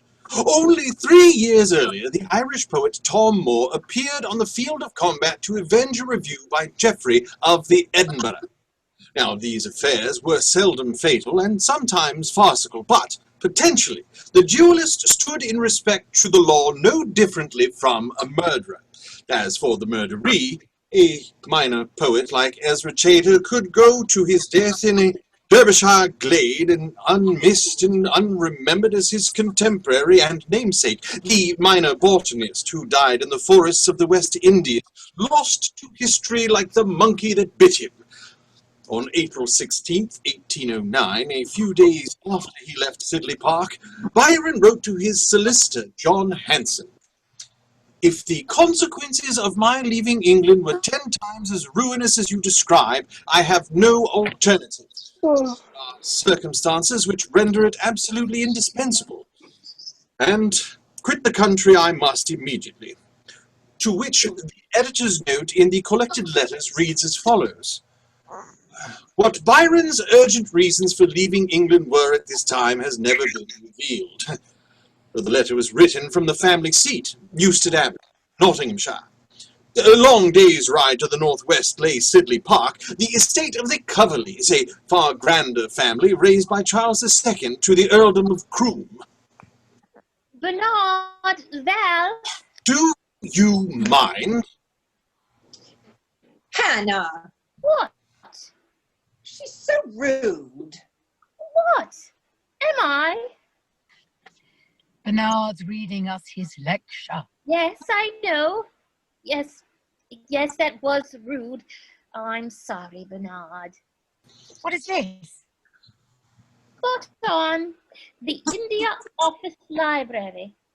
Peacock's letter in holograph. I got a copy sent. Hannah, shut up. Yes, sorry. It's all right, I'll read it to myself. No.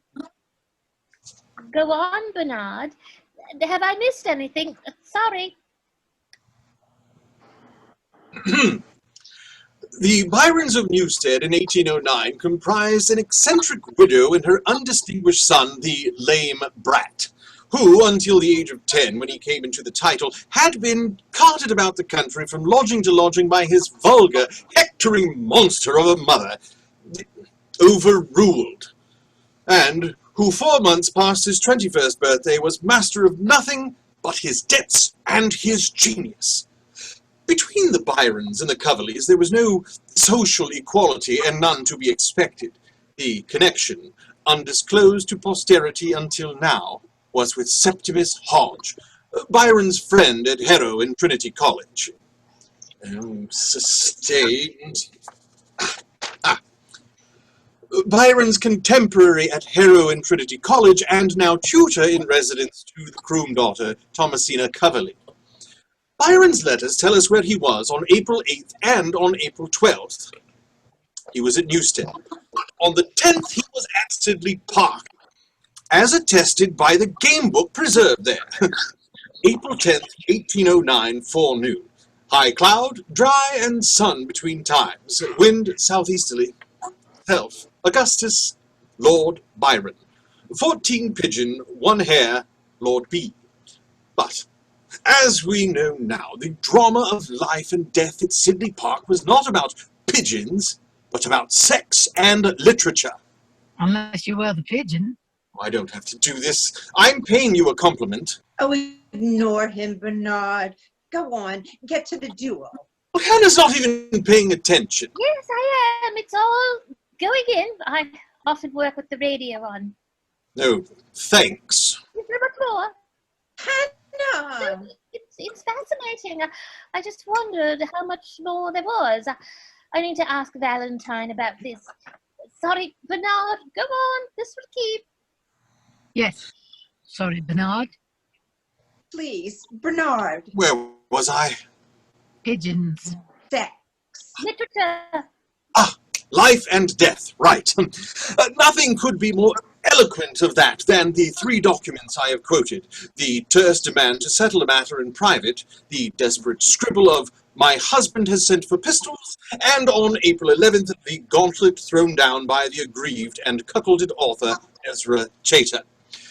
The covers have not survived. What is certain is that all 3 letters were in Byron's possession when his books were sold in 1816, preserved in the pages of The Couch of Eros, which 7 years earlier at Sidney Park, Byron had borrowed from Septimus Hodge. Borrowed. I will be taking questions at the end. Constructive comments will be welcome, which is indeed my reason for trying out in the provinces before my London opening under the auspices of the Byron Society prior to publication. By the way, Valentine, do you want a credit? The game book recently discovered by... It was never lost, Bernard. As recently pointed out by... I don't normally like giving credit where it's due, but with scholarly articles, as with divorce, there is a certain cachet in citing a member of the aristocracy. I'll pop it in and ad-lib for the lecture, and give you a mention in the press release. How's that? Very kind. Press release. What happened to the Journal of English Studies? Oh, that comes later, with the apparatus, and in the recognized tone, very dry, very modest, absolutely gloat-free, and yet unmistakably eat your heart out, you dozy bastards. But first, it's Media Dawn, book early to avoid disappointment. Now, where was I? Game book. Eros. Borrowed. Right. Borrowed from Septimus Hodge. It is conceivable that the letters were already in the book when Byron borrowed it. Yes. Shut up, Val. Well, it's conceivable. It is likely that Hodge would have lent Byron the book without first removing it. I mean, is it likely that Hodge would have lent that book to him without first removing the 3 private letters? Look, sorry, I only meant... Byron could have borrowed the book without asking. That's true. Then why wouldn't Hodge get them back? I don't know. I wasn't there. That's right, you bloody weren't. Go on, Bernard. It is the 3rd document, the challenge itself, that convinces. Chater, as a man and poet, points the finger at his slanderer in the press. Neither as a man nor a poet did Ezra Chater cut such a figure as to be habitually slandered or even mentioned in the press. It is surely indisputable that the slander was the review of The Maid of Turkey in the Piccadilly Recreation. Did Septimus Hodge have any connection with the London periodicals? No. Did Byron? Yes! He had reviewed Wordsworth 2 years earlier. He was to review Spenser 2 years later. And do we have any clue as to Byron's opinion of Chater the poet? Yes! Who but Byron could have written the 4 lines penciled into Lady Croom's copy of English Bards and Scotch Reviewers? Almost anybody. Darling. Don't call me darling. Dickhead, then. Is it likely that the man Chater calls his friend Septimus Hodge is the same man who screwed his wife and kicked the shit out of his last book? Did like that, almost certain. You've been deeply wounded in the past, haven't you, Hannah? Nothing compared to listening to this.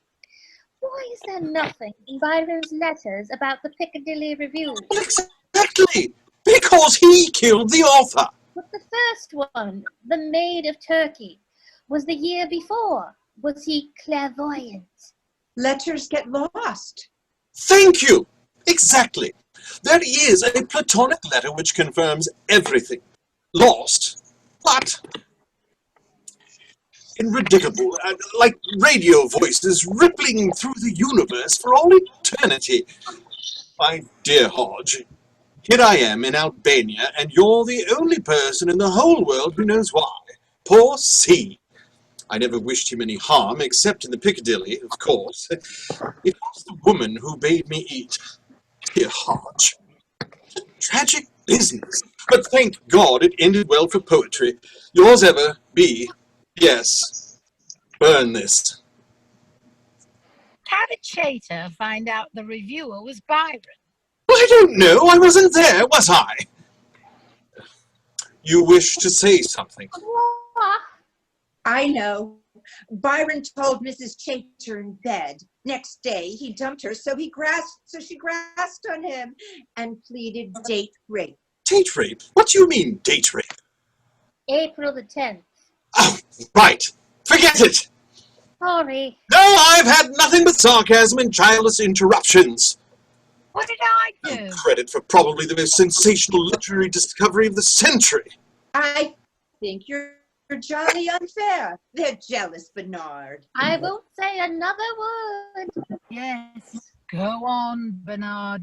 We promise. Well, only if you stop feeding tortoises. Well, it's his lunchtime. And on condition that I am afforded the common courtesy of a scholar among scholars. Absolutely mum till you're finished.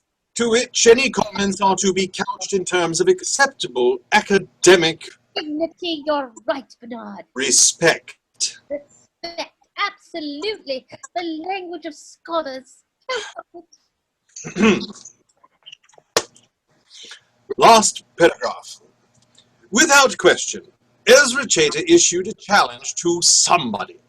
If a duel was fought in the dawn mist of Sidney Park in April 1809, his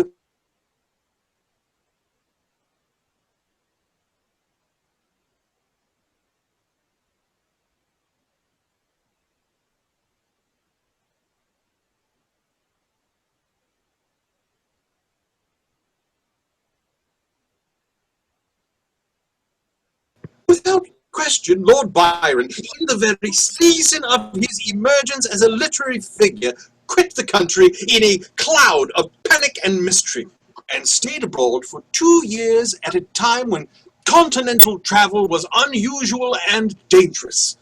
If we seek his reason, do we need to look far? Bollocks. Well, I think it's true. You've left out everything which doesn't fit. Byron had been banging on for months about leaving England. There's a letter in February. But he didn't go, did he? And then he didn't sail until the beginning of July. Everything moved more slowly then. Time was different. He was 2 weeks in Falmouth waiting for wind or something. Bernard, I don't know why I'm bothering. You're arrogant, greedy, and reckless. You've gone from a glint in your eye to a sure thing in a hop, skip, and a jump. You deserve what you get, and I think you're mad. But I can't help myself. You're like some exasperating child pedaling its tricycle to the edge of a cliff. And I have to do something. So, listen to me. If Byron killed Chater in a duel, I'm Marie of Romania. You'll end up with so much fame, you won't leave the house without a paper bag over your head. Actually, Bernard, as a scientist, your theory is incomplete. But I am not a scientist. No, as a scientist. I have yet to hear a proper argument. Nobody would kill a man and then pan his book. I mean, not in that order.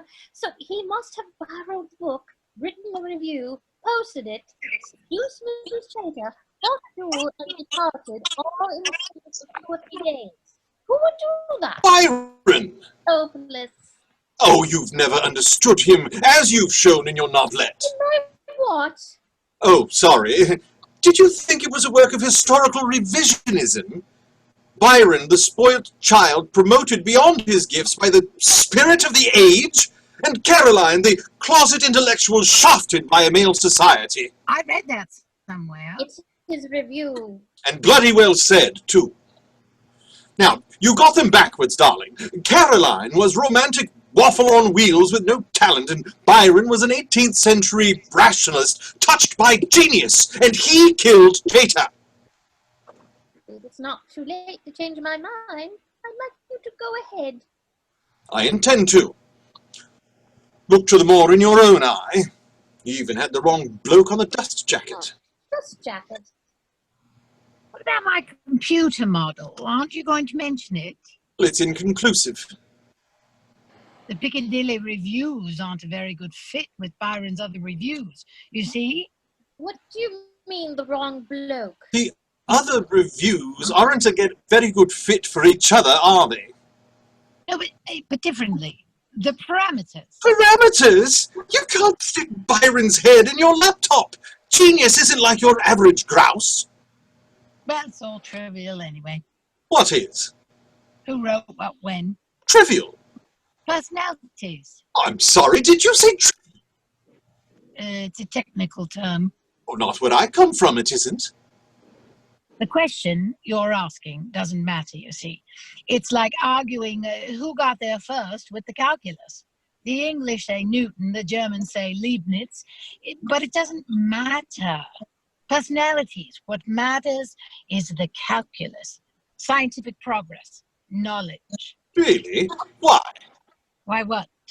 Why does scientific progress matter more than personalities? Is he serious? No, he's trivial. Bernard, do yourself a favor.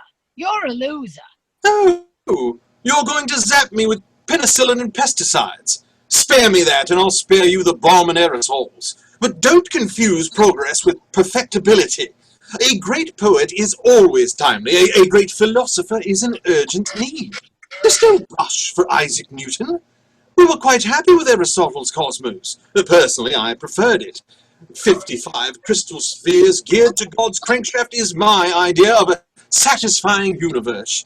I can't think of anything more trivial than the speed of light. Quarks, quasars, big bangs, black holes, who gives a shit? How did you people con us out of all that status, all that money? And why are you so pleased with yourselves? Are you against penicillin, Bernard? Don't feed the animals. I'd push a lot of you over a cliff myself. Except the one in the wheelchair. I think I'd lose the sympathy vote before people had time to think it through. what the hell do you mean, the dust jacket? If knowledge isn't self-knowledge, it isn't doing much, mate. Is the universe expanding? Is it contracting? Is it standing on one leg and singing when Father painted the parlor? Oh, leave me out. I can expand my universe without you. She walks in beauty like the night of cloudless climes and starry skies, and all that's best of dark and bright meet in her aspect and her eyes. There you are. He wrote it after coming home from a party. What is it that you're doing with grouse, Valentine? I'd love to know. He's not against penicillin, and he knows I'm not against poetry. I've given up on the grouse. You haven't, Valentine. I can't do it. Why? Too much noise. There's just too much bloody noise. You bastard, Bernard. Well, I think that's everybody. You can leave now. Give Lightning a kick on your way out. Yes, I'm sorry about that. It's no fun when it's not among pros, is it? No. Oh, well. Do you want to know about your book jacket? Lord Byron and Caroline Lamb at the Royal Academy. Ink study by Henry Fuseli. What about it? Well, it's not them. Who says? This Fuseli expert in the Byron Society Journal. They sent me the latest as a distinguished guest speaker. course it's them. Everyone knows. Popular tradition only. Now, here we are. No earlier than 1820, he's analysed it. Read at your leisure. Analyzed it. Charming sketch, of course, but Byron was in Italy. But Bernard, I know it's them. How? How? It just is. Analyzed it, my big toe. Language. Wrong. Oh, gut instinct, you mean? He's wrong. Well, it's all trivial, isn't it? Why don't you come? Where? With me. To London, what for? What for? Oh, your lecture. No, bugger that. Sex. Oh, no. Thanks. Bernard. Oh, you should try it. It's very underrated. Nothing against it. Yes, you have.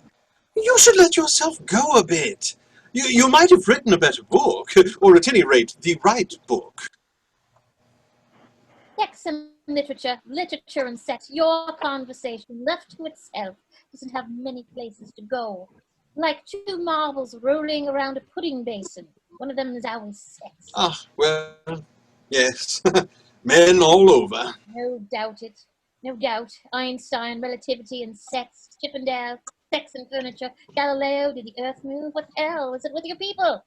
Chaps sometimes wanted to marry me. And I don't know a worse bargain. Available sex against not being allowed to fart in bed. What do you mean the right book? It takes a romantic to make a heroine of Caroline Lamb. You were cut out for Byron. Cheerio. Oh, I'm coming back for the dance, you know. Chloe asked me. She meant well, but I don't dance. Oh, no, I'm going with her. Oh, I see. I don't, actually. I'm her date, Sub Rosa. Don't tell Mother. Doesn't want her mother to know. No, I don't want her mother to know. This is my first experience of the landed aristocracy. I tell you, I'm boggle-eyed. Bernard, you haven't seduced that girl. Seduced her? Every time I turned round, she was up a library ladder. In the end, I gave in. That reminds me. I spotted something between her legs that made me think of you. The Peaks, Traveller and Gazetteer. Yes, James Godolphin, 1832. Unillustrated, I'm afraid. Sidley Park in Derbyshire, property of the Earl of Croom. The world is going to hell in a handcart. 500 acres, including 40 of lake. The park by Brown and Noakes has pleasing features in a horrid style, a viaduct, grotto, etc. A hermitage occupied by a lunatic since 20 years without discourse or companion save for a pet tortoise, Plautus by name, which he suffers children to touch on request. A tortoise. They must be a feature. Thank you.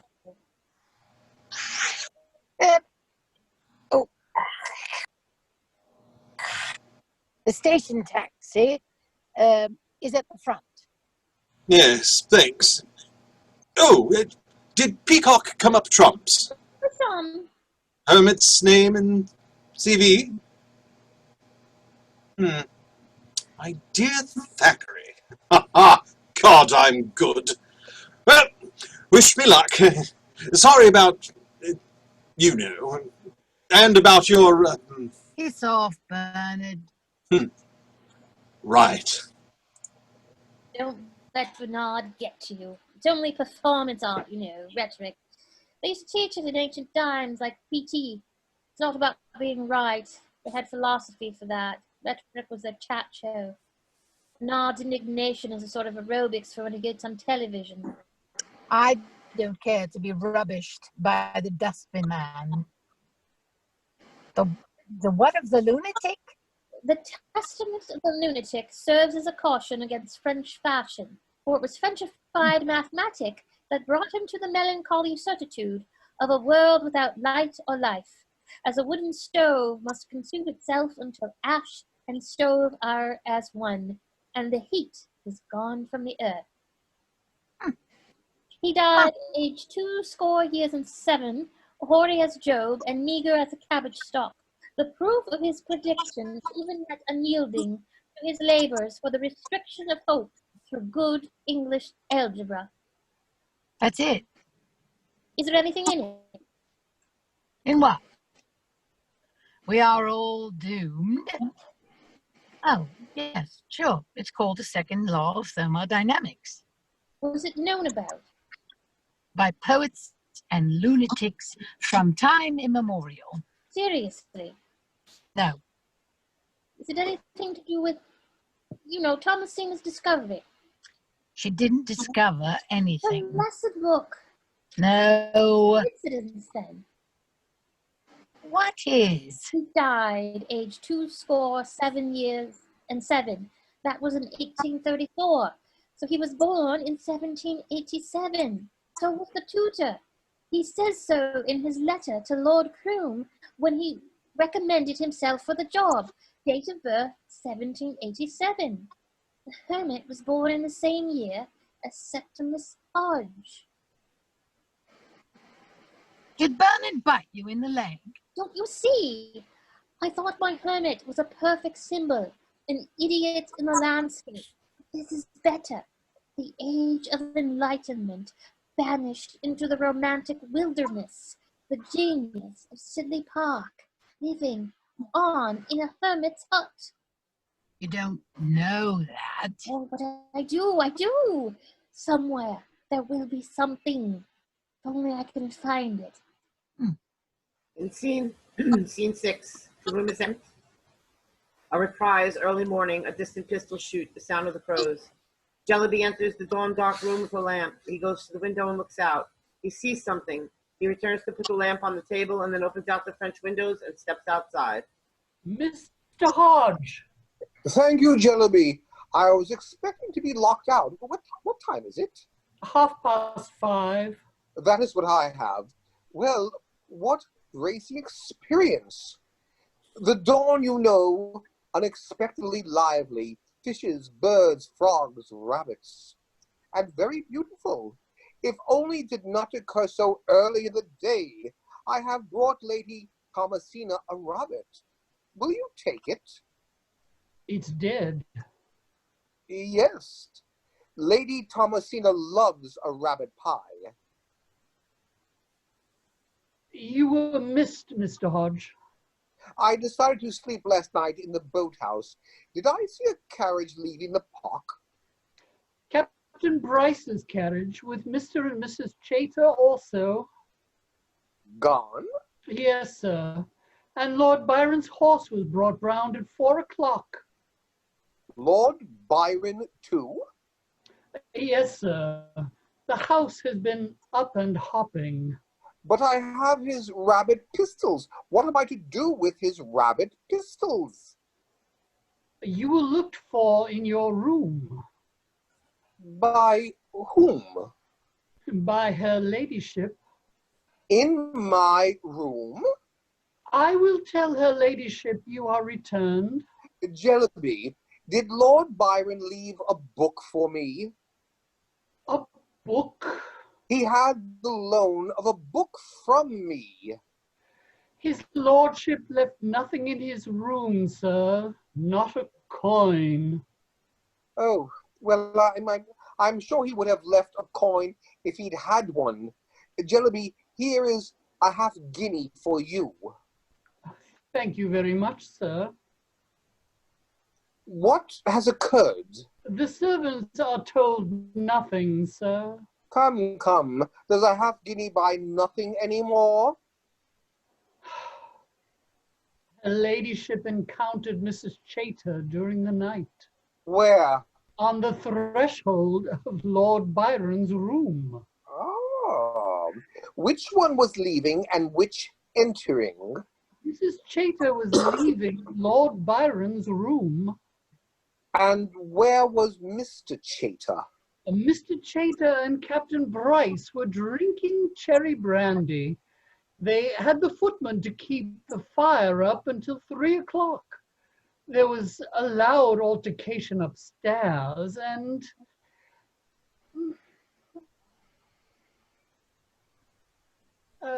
my lady? My lady?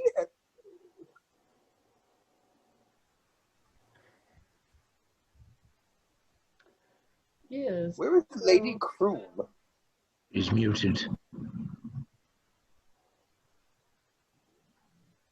A rabbit. Gotta unmute. Okay, all this to shoot a hare? A rabbit. No, indeed, a hare, though very rabbit-like. My infusion. Yes, my lady. How dare you? I cannot be called to account for what was written in private and read without regard to propriety. Addressed to me? Left in my room in the event of my death. Ha! What earthly use is a love letter from beyond the grave? As much surely as from this side of it. The second letter, however, was not addressed to your ladyship. I have a mother's right to open a letter addressed by you to my daughter, whether in the event of your life, your death, or your imbecility. What do you mean by writing to her of rice pudding when she has just suffered the shock of violent death in our midst? Whose death? Yours, you wretch! Yes, I see. I do not know which is the matter of your race. One envelope full of rice pudding, the other of the most insolent familiarities regarding several parts of my body, but have no doubt which is the more intolerable to me. Which? Oh, aren't we saucy when our bags are packed? Your friend has gone before you, and I have dispatched the harlot Cheta and her husband, and also my brother for bringing them here. Such is the sentence, you see, for choosing unwisely in your acquaintance. Banishment. Lord Byron is a rake and a hypocrite, and the sooner he sails for Levant, the sooner he will find society congenial to his character. It has been a night of reckoning. Indeed, I wish it had passed uneventfully with you and Mr. Chaytor shooting each other with the decorum due to a civilized house. You have no secrets left, Mr. Hodge. They spilled out between shrieks and oaths and tears. It is fortunate that a lifetime's devotion to the sporting gun has had my husband's hearing to the ear he sleeps on. I'm afraid I have no knowledge of what has occurred. Your trollop was discovered in Lord Byron's room. Ah, discovered by Mr. Chaytor? Who else? I am very sorry, madam, for having used your kindness to bring my unworthy friend to your notice. He will have to give an account of himself to me, you may be sure. I will do it. Yes, my lady. Lord Byron left a letter for you with the valet, sir. Thank you. When did he do so? As he was leaving, your ladyship. Allow me. I do not know if it is proper for you to receive a letter written in my house from someone not welcome in it. Very improper, I agree. Lord Byron's want of delicacy is a grief to his friends, among whom I no longer count myself. I will not read his letter until I have followed him through the gates. That may excuse the reading, but not the writing. Your ladyship should have lived in the Athens of Pericles. The philosophers would have fought the sculptors for your idle hour. Oh, really? Oh, really? Oh, really? Now there's a thing, a letter from Lord Byron, never to be read by a living soul. I will take my leave, madam, at the time of your desiring it. To the Indies?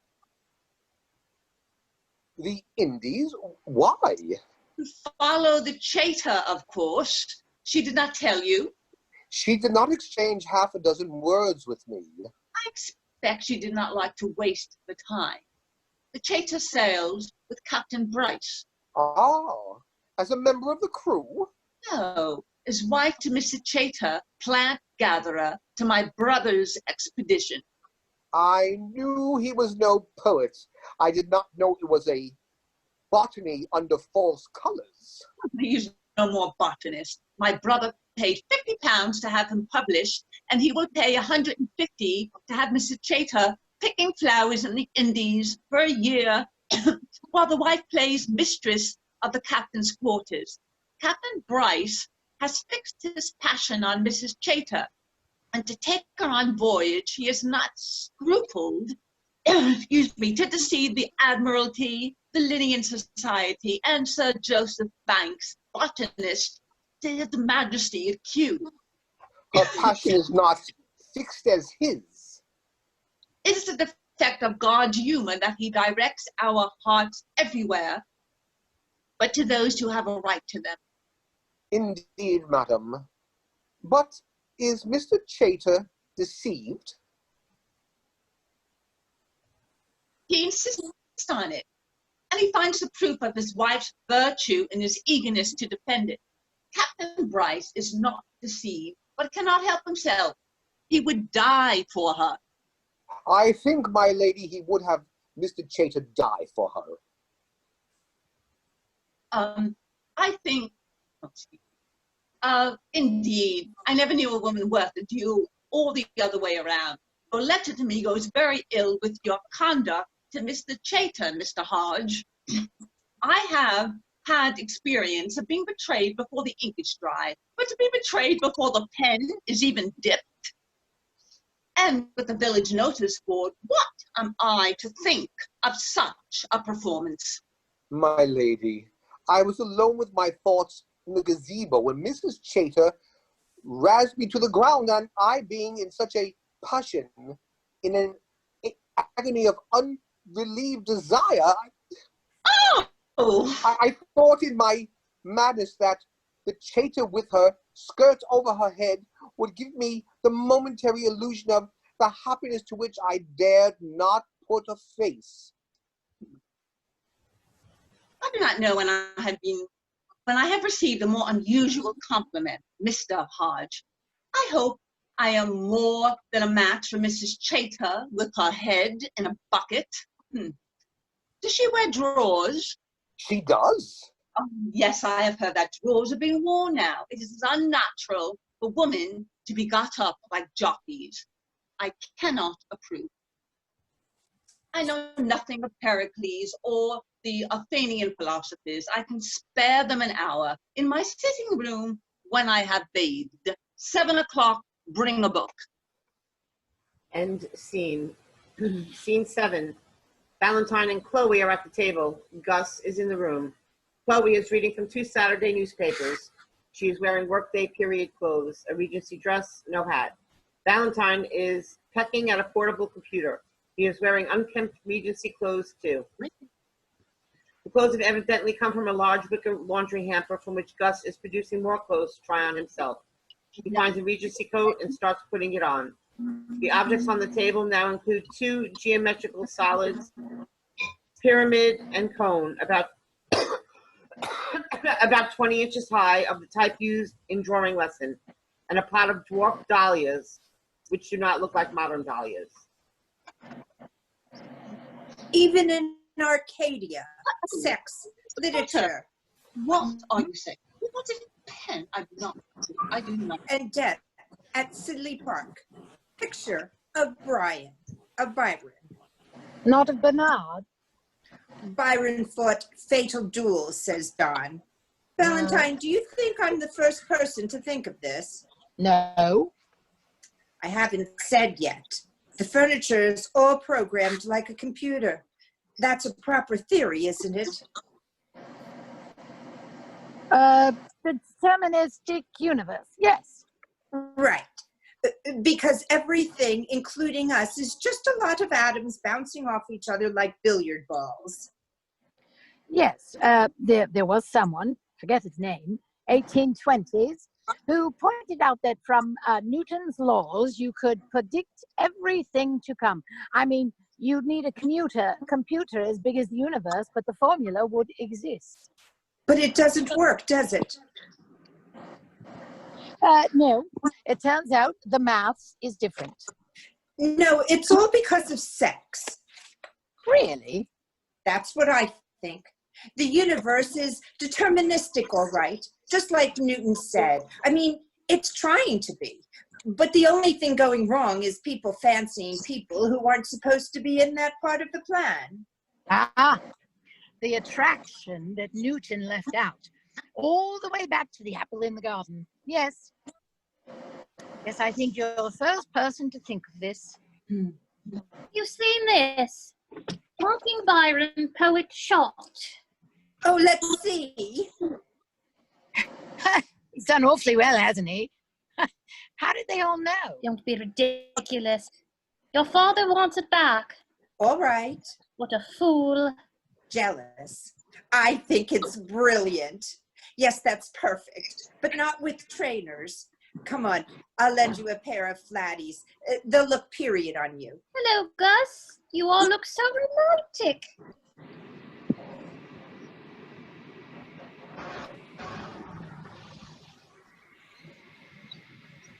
The important thing is not to give two monkeys for what young people think about you. And don't think she's getting a thing about Bernard, do you? I wouldn't You worry don't think she's about getting Chloe. a thing about Bernard, do you? I wouldn't worry about Chloe. She's old enough to vote on her back. Byron fought fatal duel, says Don, or rather, says Don. May all prove to be true. It can't prove to be true. It can only prove to be false. It can only not prove to be false yet. Just like science. If Bernard can stay ahead of getting the rug pulled out till he's dead, he'll be a success. Just like science. The ultimate fear is of posterity. Personally, I don't think it'll take that long. And then there's the afterlife. An afterlife would be a mixed blessing. Ah, Bernard Nightingale, I don't believe you know Lord Byron. It must be heaven up there. You can't believe in an afterlife, Valentine. Oh, you're going to disappoint me at last. Am I? Why? Science. Boring. Oh, Hannah, fiancé, have pity. Can't we have a trial marriage and I'll call it off in the morning?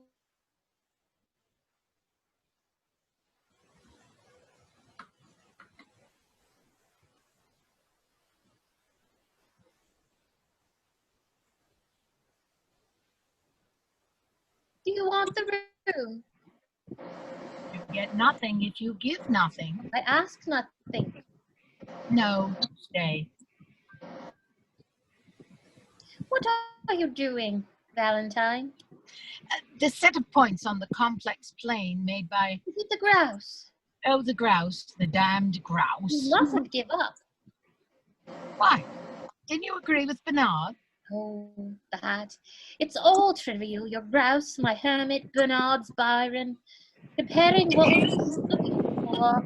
This is the point. It's wanting to know that makes us matter. Otherwise, we're going out the way we came in. That's why you can't believe in the afterlife, Valentine. Believe in the after by all means, but not the life.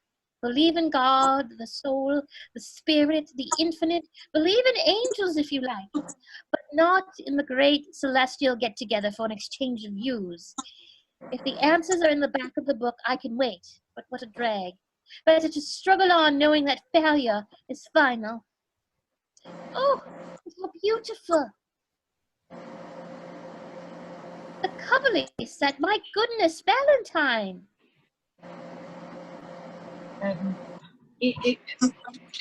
I'm lost, hang on. Oh. Lend me a finger. See? In oceans of ashes, islands of order, patterns making themselves out of nothing. I can't show you how it goes.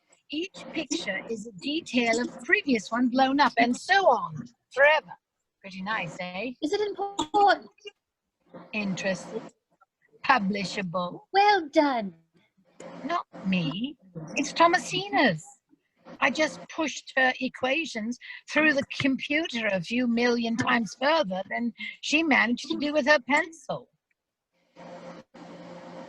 You can have it back now. Not what you'd like it to. Why not?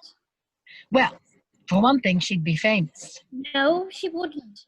She was dead before she had time to be famous. She died? Burned to death. Oh, the girl who died in the fire. The night before her 17th birthday. You could see where the dormer does that. That was her bedroom under the roof. There's a memorial in the park. I know. It's my house. Well, Septimus was her tutor. He and Thomasina would have... You do yours. You swore. You crossed your heart.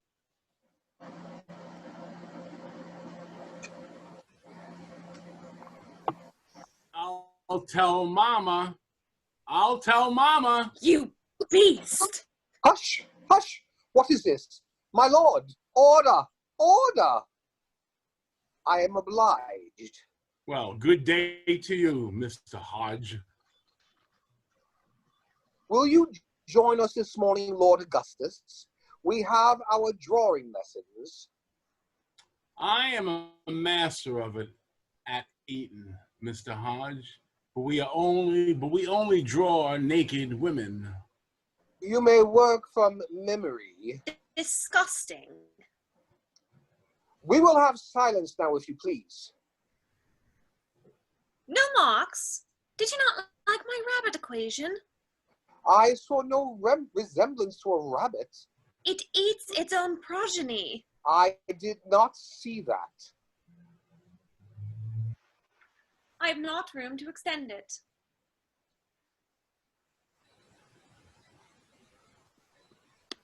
Did you mean the world is saved after all?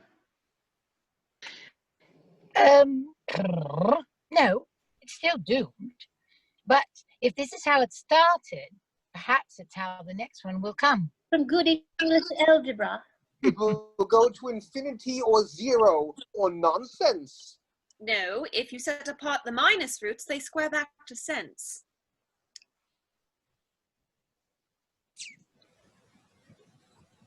Listen, I know your tea is getting cold. I like it cold. Your tea gets cold by itself. It doesn't get hot by itself. Do you think that's odd? No. Well, it is odd. Heat goes to cold. It's a one-way street. Your tea will end up at room temperature. That's happening to your tea. What's happening to your tea is happening to everything everywhere. The sun and the stars. It'll take a while, but we're all going to end up at room temperature. When your hermit set up shop, nobody understood this. But let's say you're right. In 18 whatever, nobody knew more about heat than this scribbling nutter living in a hovel in Derbyshire.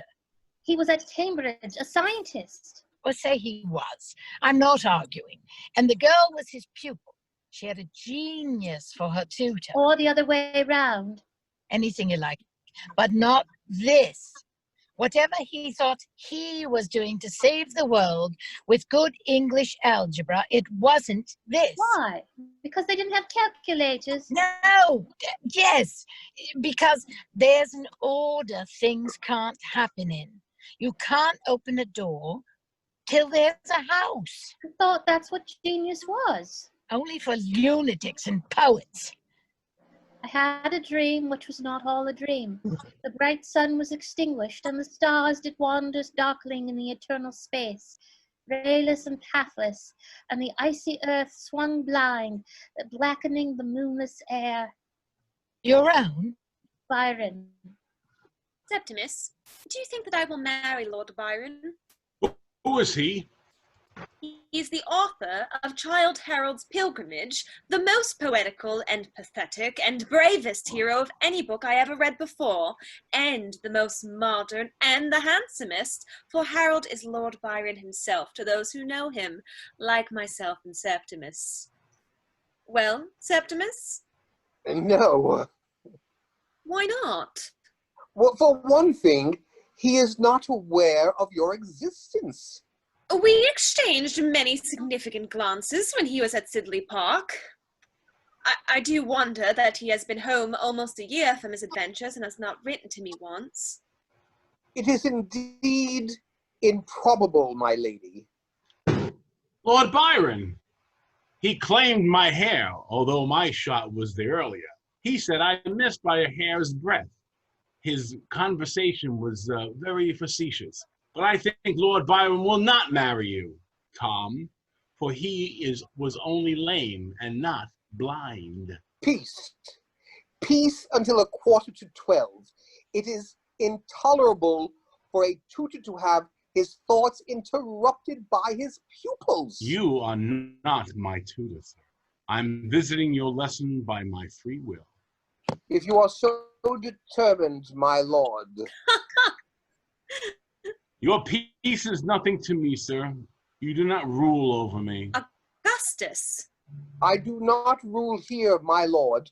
I inspire by reverence for learning and the exaltation of knowledge, whereby man may approach God. There will be a shilling for the best cone and pyramid draws in silence by 11:45 at the earliest. You will not buy my silence for a shilling, sir. What I know to tell is worth much more than that. I told him you kissed me. He will not tell. When did I kiss you? What? Yesterday. Where? On the lips. In what county? In the Hermitage, Septimus. On the lips in the Hermitage, that was not a shilling kiss. I would not give 6 pence to have it back. I had almost forgotten it already. Oh, cruel. Have you forgotten our compact? God save me. Our compact? To teach me to waltz. Sealed with a kiss, and a second kiss due when I can dance like Mama. Ah, yes, indeed.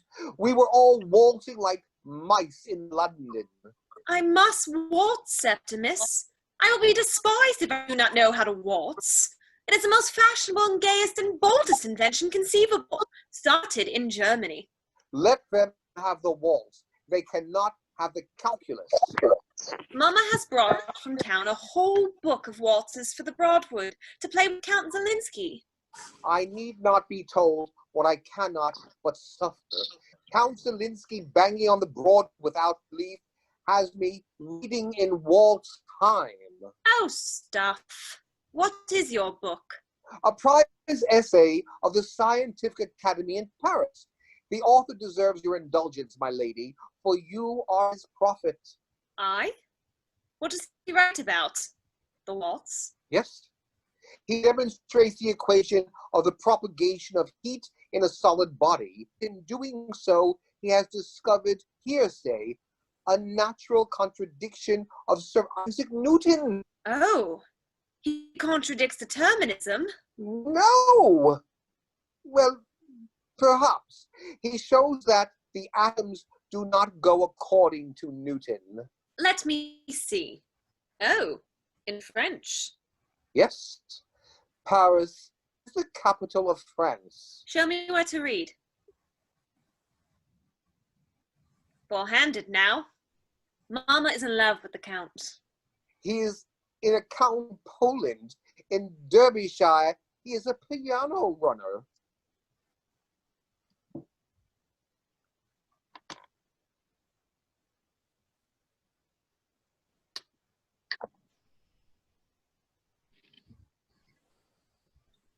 Oh, where's Gus?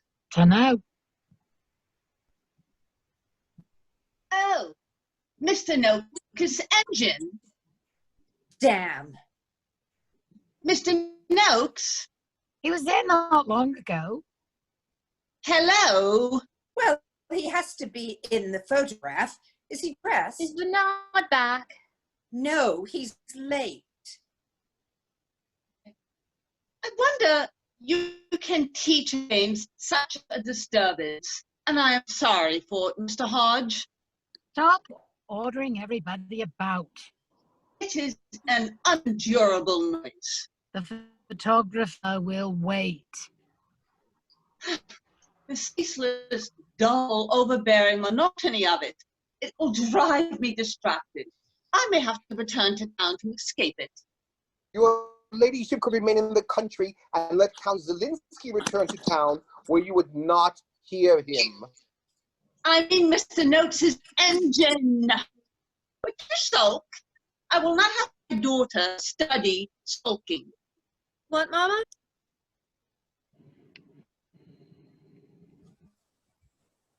What are we learning today? Well, not manners.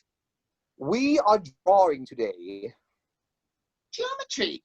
I approve of geometry. Your ladyship's approval is my constant object. Well, do not despair of it. Where is culpability, Noakes? Oh, he is gone for his hat so that he may remove it.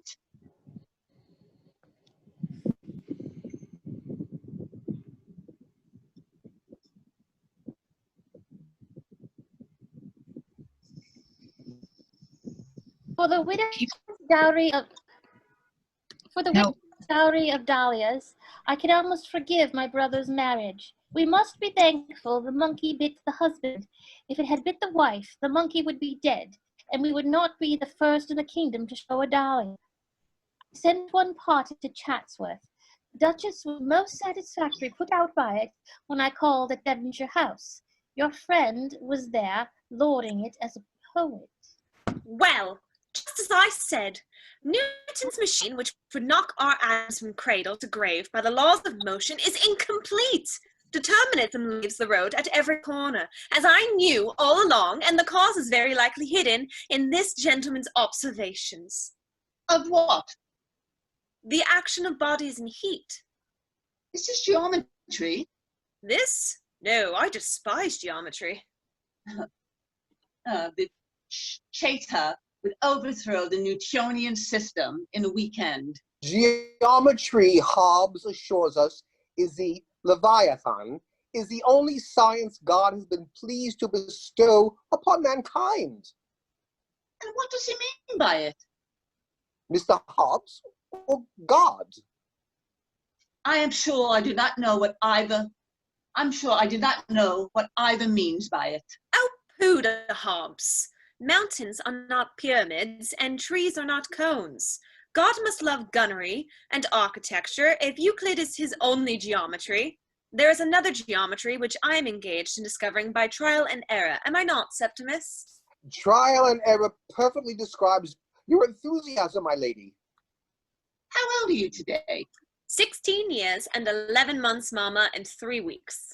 16 years and 11 months. We must have you married before you are educated beyond eligibility. I'm going to marry Lord Byron. Are you? He did not have the manners to mention it. You have spoken to him? Certainly not. Where did you see him? Everywhere. Did you, Septimus? At the Royal Academy, where I had the honor to accompany your mother and Count Zelinsky. What was Lord Byron doing? Posing. He was being sketched during his visit by the professor of painting, Mr. Fuseli. There was more posing at the pictures than in them. His companion likewise reversed the custom of the Academy that the ladies wear more than the ladies view. Well, enough. Let him be hanged there for a lamb. I have enough with Mr. Oakes, who is to a garden while the bull is to a china shop. The Emperor of Irregularity. Mr. Noakes. Your ladyship. What have you done to me? Everything is satisfactory, I assure you. A little behind, to be sure, but my dam will be repaired within the month. Hush!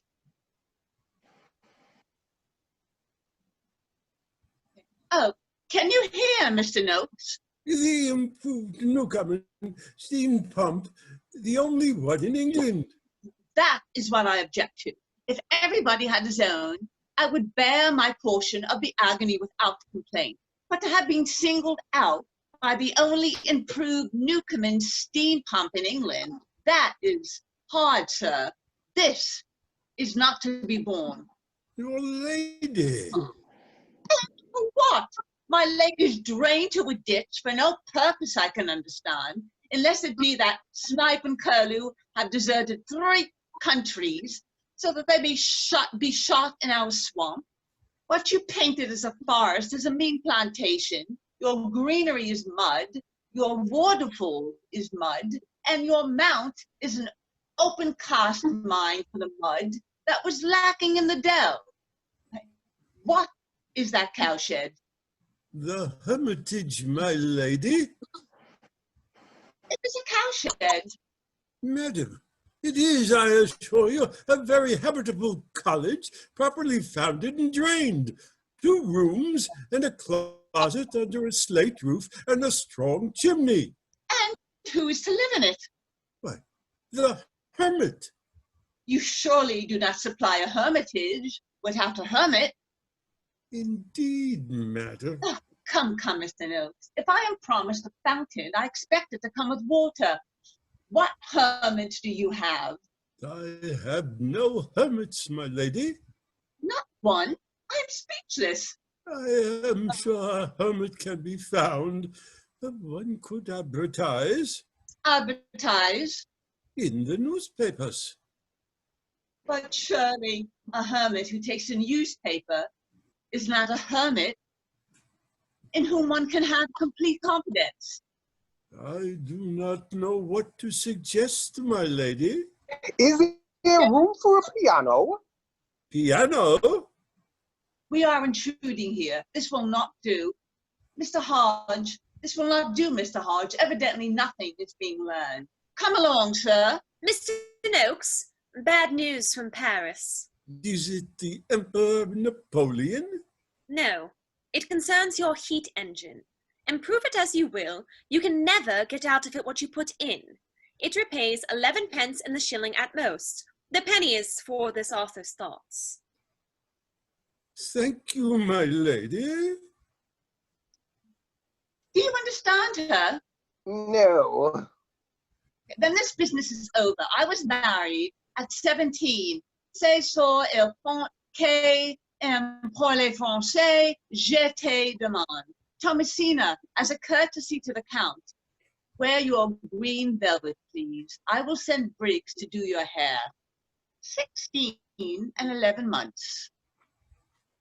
Lord Byron was with a lady? Yes. Why does it mean Mr. Noakes' engine pays 11 pence in a shilling? Where does he say it? Nowhere. I noticed it by the way. I cannot remember now. Nor is he interested in by determination. Oh, yes. Newton's equations go forwards and backwards. They do not care which way. But the heat equation cares very much. It only goes one way. That is the reason Mr. Noakes' engine cannot give the power to drive Mr. Noakes' engine. Everybody knows that. Yes, Septimus, they know it about engines. 11:45. For your essay this week, explicate your diagram. I cannot. I do not know the mathematics. Without mathematics, then. There. I have made a drawing of you and Plautus. Excellent likeness. Not so good of me. Sir, My lord, I gave you offense, sir. I'm sorry for it. I took none, my lord, but you are kind to mention it. I would like to ask you a question, Mr. Hodge. You have an elder brother, I dare say, being a Septimus. Yes, my lord. He lives in London. He is the editor of a newspaper, the Piccadilly Restoration. Oh, was that your question? No. Oh, it is you. I would like to keep it. There are things a fellow cannot ask his friends, carnal things, my sister has told me. My sister believes such things as I cannot, I assure you, bring myself to repeat. You must not repeat them then. The walk between here and dinner will suffice to put us straight if we stroll by the garden. It is an easy business, and then I must rely on you to correct your sister's state of ignorance. Oh, no, no, no! Oh, bloody hell! Thank you, Mr. Hodge, I will. Oh, no, no! I'm sorry, Bernard. Fucked by a dahlia? Do you think is it open and shut? Am I fucked? What does it really amount to? When all's said and done, I mean, am I fucked? What do you think, Valentine? Tell me the truth. You're fucked. Oh, God. Does it mean that? Yes, Bernard, it does. I'm not sure. Show me what it says. I want to see it. No, read it. No, wait. Right. October 1st, 1810. Today, under the direction of Mr. Noakes, a parterre was dug on the south lawn and will be a handsome show next year, a consolation for the picturesque catastrophe of the second and third distances. The dahlia, having propagated under glass with no ill effect from the sea void, is named by Captain Bryce Charity for his bride, though the honor properly belongs to the husband who exchanged beds with my dahlia, and an English summer for everlasting night in the Indies. Well, it's so round the houses, isn't it? Who's to say what it means? Means that Ezra Chater of the Sidley Park connection is the same Chater who described a dwarf dahlia in Martinique in 1810 and died there of a monkey bite. Well, Ezra wasn't a botanist, he was a poet. Not much of either, but he was both. It's not a disaster. Oh, of course it's a disaster. I was on the breakfast hour. It doesn't mean Byron didn't fight a duel. It only means Chater wasn't killed in it. Oh, pull yourself together. Do you think I'd have been on the breakfast hour if Byron had missed? Calm down, Bernard. Valentine's right. Do you think so? You mean the Piccadilly Review says it? Yes, two completely unknown Byron essays, and my discovery of the lines he added to English bards. That counts for something. Very possible. Persuasive, indeed. Oh, bugger persuasive. I've proved Byron was here, and as far as I'm concerned, he wrote those lines as sure as he shot that hare. If only I hadn't somehow made it all about killing Chater. Why didn't you stop me? It's bound to get out, you know. I mean, this glass on my discovery.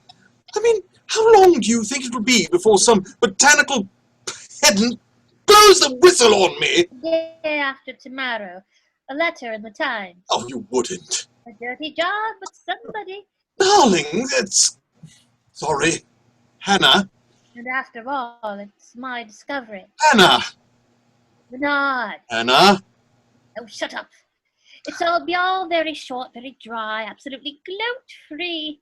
Would you rather it were one of your friends? Oh, God, no. And then in your letter to the Times. Mine? Well, of course, dignified congratulations to a colleague in the language of scholars, I trust. Oh, eat shit, you mean? Think of it as a breakthrough in dahlia studies. Why aren't you coming, Bernard? And you're not dressed. Oh, how long have you been back? Why are you wearing those clothes? Oh, do be quick.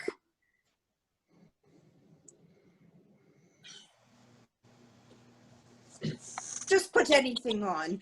We'll be photographed, except Hannah. I'll come and watch.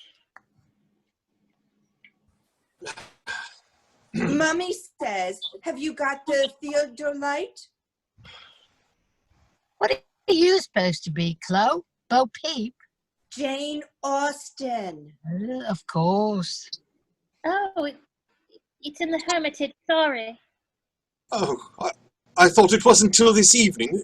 What photograph? The local paper, of course. They always come before we start. We want a good crowd of us. Gus looks gorgeous. The newspaper? Oh, God. I'm ready. My lady, what is it? Septimus, shush. Now is our chance. For what, dear God? Do not act the innocent. Tomorrow I will be 17. Mwah. There. Dear Christ. Now you must show me you are paid in advance. Oh. The Count plays for us. It is God-given. I cannot be 17, not waltz. But your mother. While she swoons, we dance. The house is all abed. I heard the Broadway. Septimus, teach me now. Hush. I cannot now. Indeed you can. And I am come barefoot, so mind my toes. I cannot because it is not a waltz. It is not? No, it is too slow for waltzing. Oh, then we will wait for him to play quickly. My lady. Mr. Hodge, are you reading my essay? Why do you work here so late? To save my candles. You have my old primer. It is mine again. You should not have written on it. It was a joke. It will make me mad as you promised. Now sit over there. You will have us in disgrace. If Mama comes, I will tell her we only met to kiss, not to waltz. Silence or bed. Silence.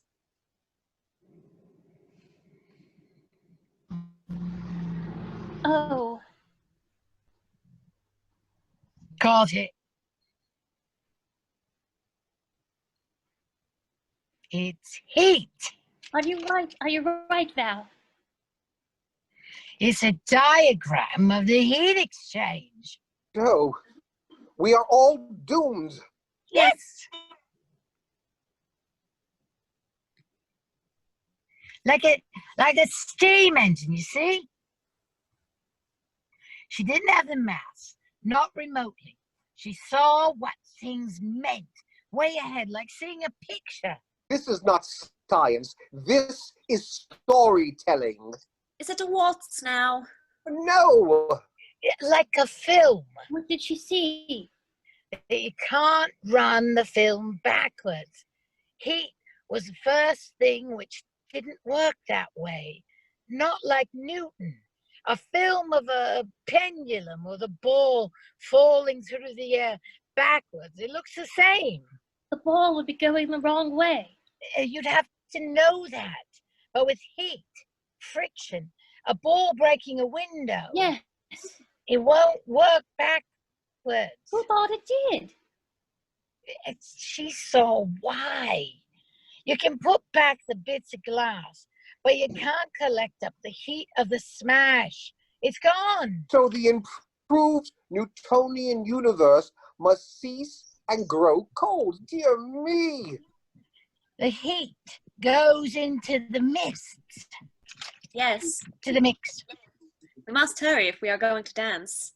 And everything is mixing the same way.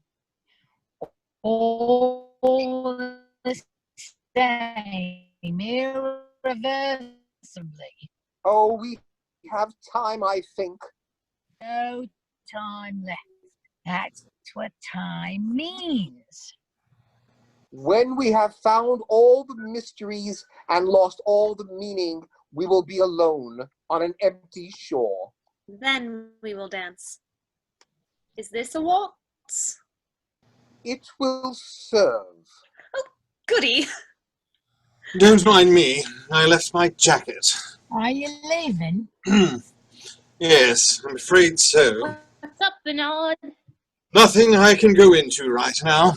Should I go? No, I'm going. Septimus.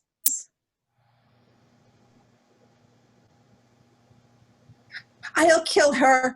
I'll kill her. Oh dear. What the hell is it, Chloe? Mummy. Your mother caught us in that cottage. She snooped. I don't think so. She was rescuing a theodolite. I'll come with you, Bernard. No, you bloody won't. Don't you want me to? Of course not. What for? What are you saying sorry to him for? Sorry to you too. Sorry one and all. Sorry Hannah. Sorry Hermione. Sorry Byron. Sorry, sorry, sorry. Now, can I go? Well. What a bastard you are, Bernard. And you mind your own business. What do you know about anything? Nothing. It was worth it, though, wasn't it? It was wonderful. Nothing. Well, you shit.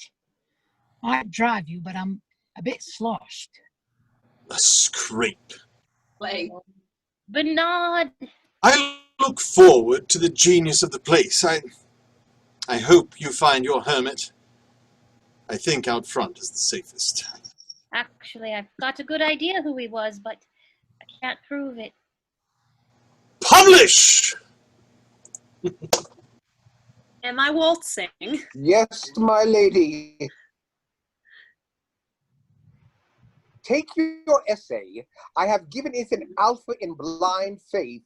Be careful with the flame. I will wait for you to come. I cannot. You may.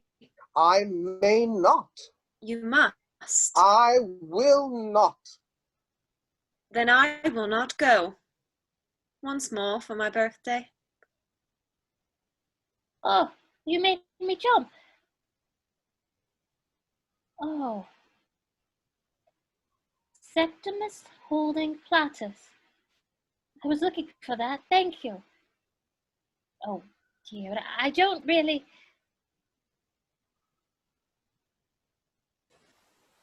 As we dance away. We dance to the end. Yay. Yes, beautiful.